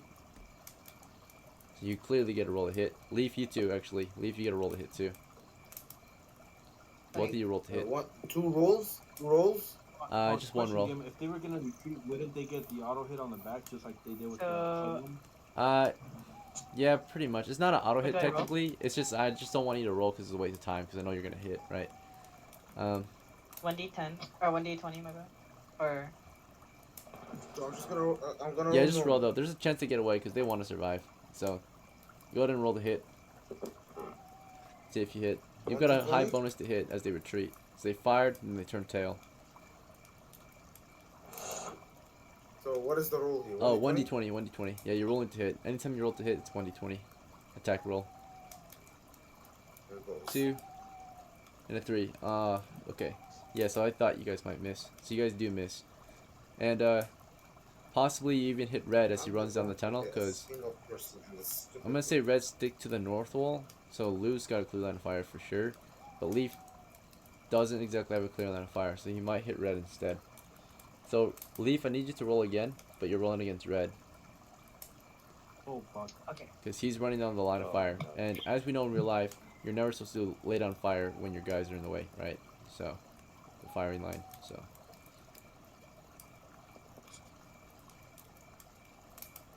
I rolled a 7. fortunately, that might be a miss. Thank God. You're shooting him in the back, right? Yeah, So the thank- +4 to hit. He's a moving target, but he's also just moving in a straight line, so that doesn't really help. Still Let's see. moving though. But based on his armor, that might save him. Let's see. Let's check his armor. All right, so this is a backstab from a thief or a halfling. Back shot. +4 to hit for a rear end attack. Yeah, giving him back shots. Red's armor. But hold on. He wouldn't be trying to backstab me. Oh, but he's He trying wasn't backstab trying them. to. Never He was mind. trying to fire past you, but he missed. Yeah, There's yeah. a chance he hit you instead because you're in the line of fire. You're in his direct line of fire. Sure. Okay. Yeah, get out of my way, bro. So again, he has a +4 to hit due to his firing your back. And firing straight down the line. Let's see. You're a moving target, but the thing is you're moving in the direction of fire, so it doesn't really save you. Let's see. And then of I feel like course, they both would have shot at the kobold that was to the south more, not the one in front of me. yeah, that was Including probably both the one he of was firing at, but the thing is he missed, so you're technically in the line of fire still, right? Oh yeah, I see. Okay. You're not, yeah. Okay, go ahead and resolve it how you Okay. want. I'm trying to help. If I didn't, he would just automatically hit. So, alright, I'm just making sure he confirmed the missed. So 7 +4 is 11, right? Then +1 close range, so we're at 12. Red's armor class is based on just his helmet. He has no body armor, so you do hit Red in the back. There's no saving him because he didn't buy any body armor, and his shield doesn't protect him in the back. So you just gotta hope you roll low for damage. Fortunately, Leaf is a halfling. He deals half damage, right? So, Leaf, you gotta deal 1d4 damage. Okay. Yeah. Roll 1d4. Yep. So you have a good chance not to kill him. You only have a 25% chance to take him down. Yeah. Alright. Oh, So that Red, did hit. on your way, you were hit in the back by your buddy. Right? Good for you. Okay. And, that did stun you, I think. So you move only... Yeah, you still can close the distance, I think. Yeah. Alright. Anyway, you're staggered for a second, but you're doing a full sprint. So even though you got shot, you're moving in. The enemies, of course, moved past, and their buddies shut the door behind them. And of course, SCHWANZ here just stood by. BORLEE offered his helmet to these guards, and let's see how they reacted. Positively, they accepted the trade. One of the guards gave him a slung spear in exchange for the helmet. So, BORLEE lost his helmet, and you got a slung spear now. He says, bring it back, and you will have your helmet back, right? So, slung spear now, so now you're armed. You can put the pole away, because a spear is actually 10 feet long too, so you can use it as a prodder. Yeah. Can I still do an action or not anymore? Yeah. What's up? I move behind SCHWANZ to start planning to get those 2 copper nuggets back and the Yeah, you're covered and back, the you're too covered in dagger dagger. that I baited, and yeah. Yeah, very well. And unfortunately, right, we gotta do a trap check. So it's a 2 in 6 chance. So here it is. Triggered. You guys already hold knew on, it was there. DM. So, no, hold on, DM. They were all in there shooting at us, so they had to retreat from that area. They didn't. The 2 guys here never fully retreated. The guys right here. Remember? They kept this huge gap here for a reason. There's like no kobolds in here for a reason. Because they trapped it. Oh. You ran down the tunnel. Back there the ones back there were always back there. There was these 2, and there was those 2. They were spread out. We had 2 guarding the actual tunnel here. They had a plan, right? Their plan was to keep this tunnel empty. Not the whole group that was in there, yeah. There was only 2. There was 4 total, but the 2 initial ones were just stayed at the front the whole time, right? The other 2 went around their trap, right? If anything, they knew where their trap was. It was the center of the tunnel. All right. Right. So you ran down the tunnel, right? Tell me how I blow up. And you take 2d8 damage as you step on a trap, right? So you ran down the tunnel and the cave floor, and you step in some sand, soft ground, and then there of course is a booby trap, and a wire springs shut, maybe a twig snaps, and boom, right, a short fused grenade explodes your legs. You took 9 damage and died. Poor Mr. Red, right? So we already know what, we can't really charge down tunnels that are not safe, right? Not guaranteed to be safe, especially in an environment like this. What's up? Sorry, can I mention something? Would my torch have triggered anything? No, it's too light. Right where that booby trap is? No? It was in the center, right, of this tunnel. So it was like right here. Your torch went past it. It's supposed to be in the center of this tunnel here. Yeah. So there was just 4 kobolds in that tunnel the whole time, and 2 of them retreated, basically, is what you're saying. Well, I don't know if they retreated, because they didn't tell you if they retreated. There was certainly 2 here, if you remember from the beginning. And they never retreated. There were some that also retreated backwards into the darkness to shoot. Yeah. They were going to, but we killed them before they even got a chance. No, there's a bunch of them that ran away, is what I'm saying. But, yeah. There wasn't. No, it was just these 2. The other 2 were already literally at the start. You guys, like, the guy pushed in, peeked, and there was like just a couple kobolds hanging out there. Yeah, and we killed them. Those 2 kobolds that are dead are the ones that we killed. The other 2 were deeper in. We killed the kobolds that were here. We got shot at by kobolds in the dark. Yeah, let's get past this. If you remember, you guys came in to start looting, and then you didn't know that those kobolds were there ever. They just shot you from the dark, right? Remember the guys clear the position. They were like, "Hey, there might be more kobolds in here. Be on the lookout," right? And as soon as Samuel finished saying that, boom, we got shot. Just Red is disagreeing. I was misremembering. I was here for the prior game, and I was not. Okay, yeah. I was talking really. That's what I was confused about. Yeah, my bad. All right. Anyway, For the rest of the game, though, try to, yeah, stay muted. Because you're dead. Thanks for playing. You can join the next one, but Oof. GG's, brother. Alright, so we lost, we have our first casualty. Right, red blew up, He's his got legs went off. And we only have 2 kills so far, which is not good. And we're actually at 2 hours and 44 minutes into our game, so we should take a break. So, because we only can play for a Has a max of 3 retainer. hours per game. So, I'll see you guys in 5 minutes. When we get back, we're probably going to wrap up the game. So, take a 5-minute break, and then we'll figure out the wrap of the story. We were kind of too slow to You can push. play it. Alright, I'll see you in 5. Right? Yeah, take 5. Okay. Okay, so can I say my plan or? Yeah, you can talk. Yeah, go for We're it. just on free time right now. You guys are on your break. You guys can chat if you want. Okay, so Schwanz SCHWANZ Yeah. has a grenade, right? Yep. Well, we can try to throw the grenade at where the kobolds retreated. At worst, we'll kill the 2 kobolds. At best, we'll find their hideout and kill a lot of them at once. We don't have enough people for this. You don't have enough people for this? What do you mean? Not enough Schwanz is melee. just being a chicken, bro. No, we just don't have enough melee. Not enough spear and shield.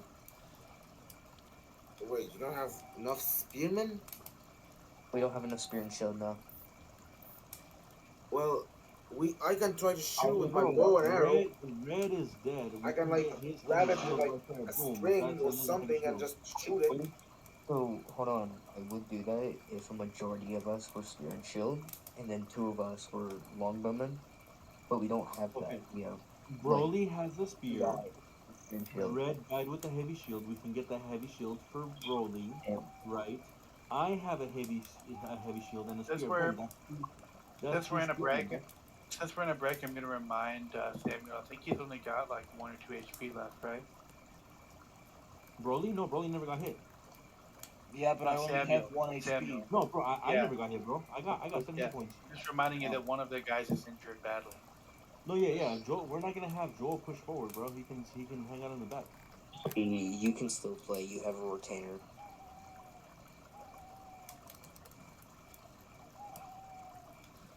SB. Oh, BORLEE only has 1 hit point too. Fuck, BORLEE. Oh, that's good. That's good. Okay, cool then. All right. You can, yeah, you have a retainer SB. Damn, bro. I didn't even know BORLEE only had 1 hit point too. Fuck. I mean, the only thing I'm trying to do currently is trying to somehow loot. Also, I'm first of all taking these 2 goblin heads, bodies back to the safe space so I can loot them to get my copper and dagger back because I have to sleep. kind of my god. It's a whole lot of fun. These kobolds are really good. It's a lot of fun fighting them. They're really powerful. They're smart. They're very good. Again, we can try to wrap the grenade that Schwanz has onto one of my arrows and just throw it at the door. Alright, what are we discussing?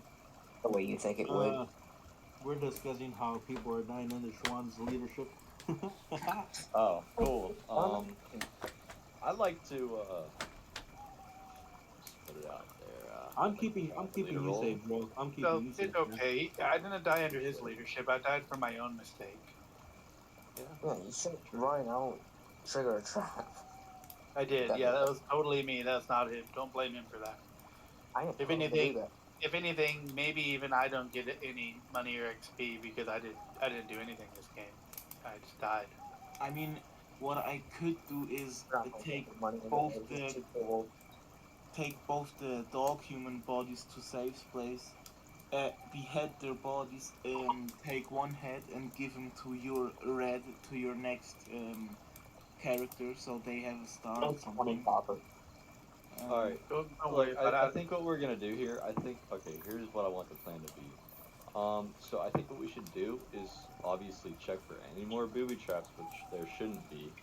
But when we get to the door, it looks like they're all in that one little room. So do we have 2 grenades? My question. You have 1 grenade? Okay, Yeah. well then this would be our plan. Alright, we get that grenade to blow up the first door, and everybody with a ranged weapon just fucking shoot into it after. That would be my plan. I'm going Because to. they're either gonna retreat or they're gonna push us, I'm and gonna whichever one they do, they will die. Pinecone just from experience. You see how long this hallway is, and you see how there's a door Mhm. there. Yeah. Remember how the DM said that there's a suspiciously low amount of kobolds here?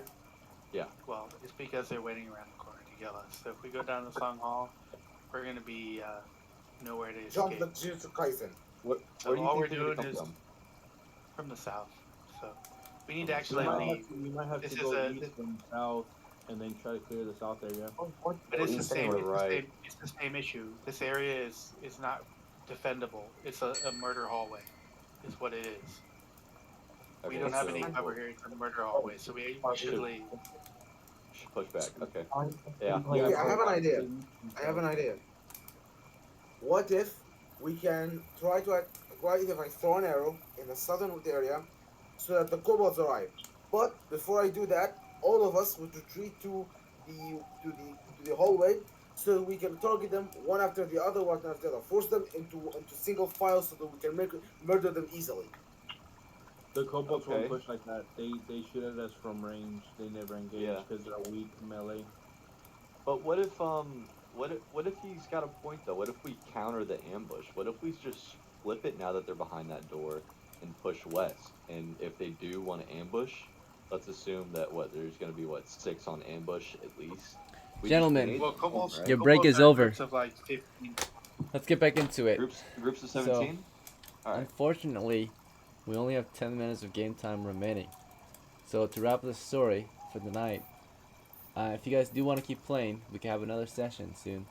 But we'll have to end this one, right? Because it's coming to almost 3 hours. And I only keep you guys for 3 hours max.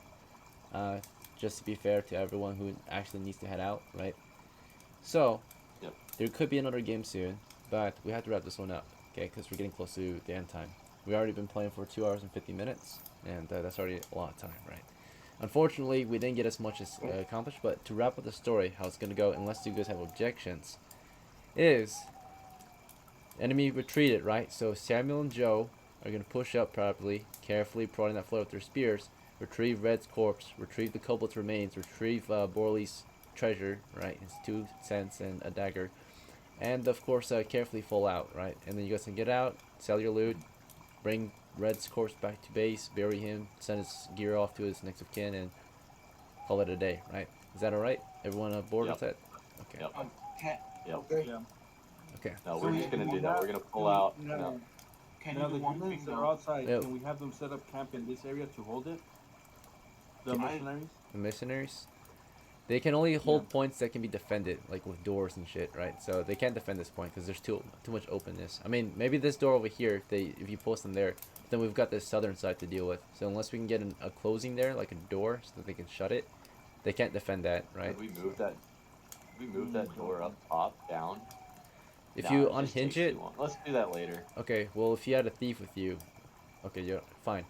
If you really want, We do have Yeah. to.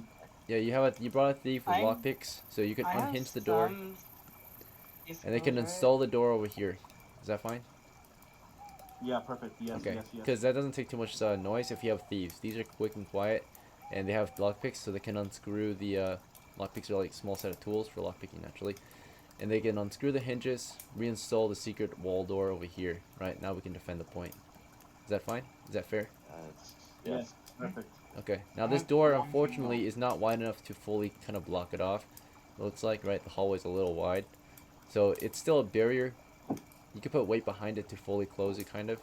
Could we? But could we it's gonna scooch it swing. more down that corridor. See if it'll fit down farther down. Further down. Yeah, try and scooch it. Like right. Oh, I just saw both ends connect. Wait. Up. Oh, right. Oh, right there. That kind of works. Just barely. Yeah, that kind of works. Yeah, Right? yeah, that kind of Yeah. works. Yeah, Okay. it works. It works. Hinges go on the So left. that, yeah, right? hinges over here Opens to the going west. yeah. Yeah. All right. Gotta go. So yeah, you install the door there.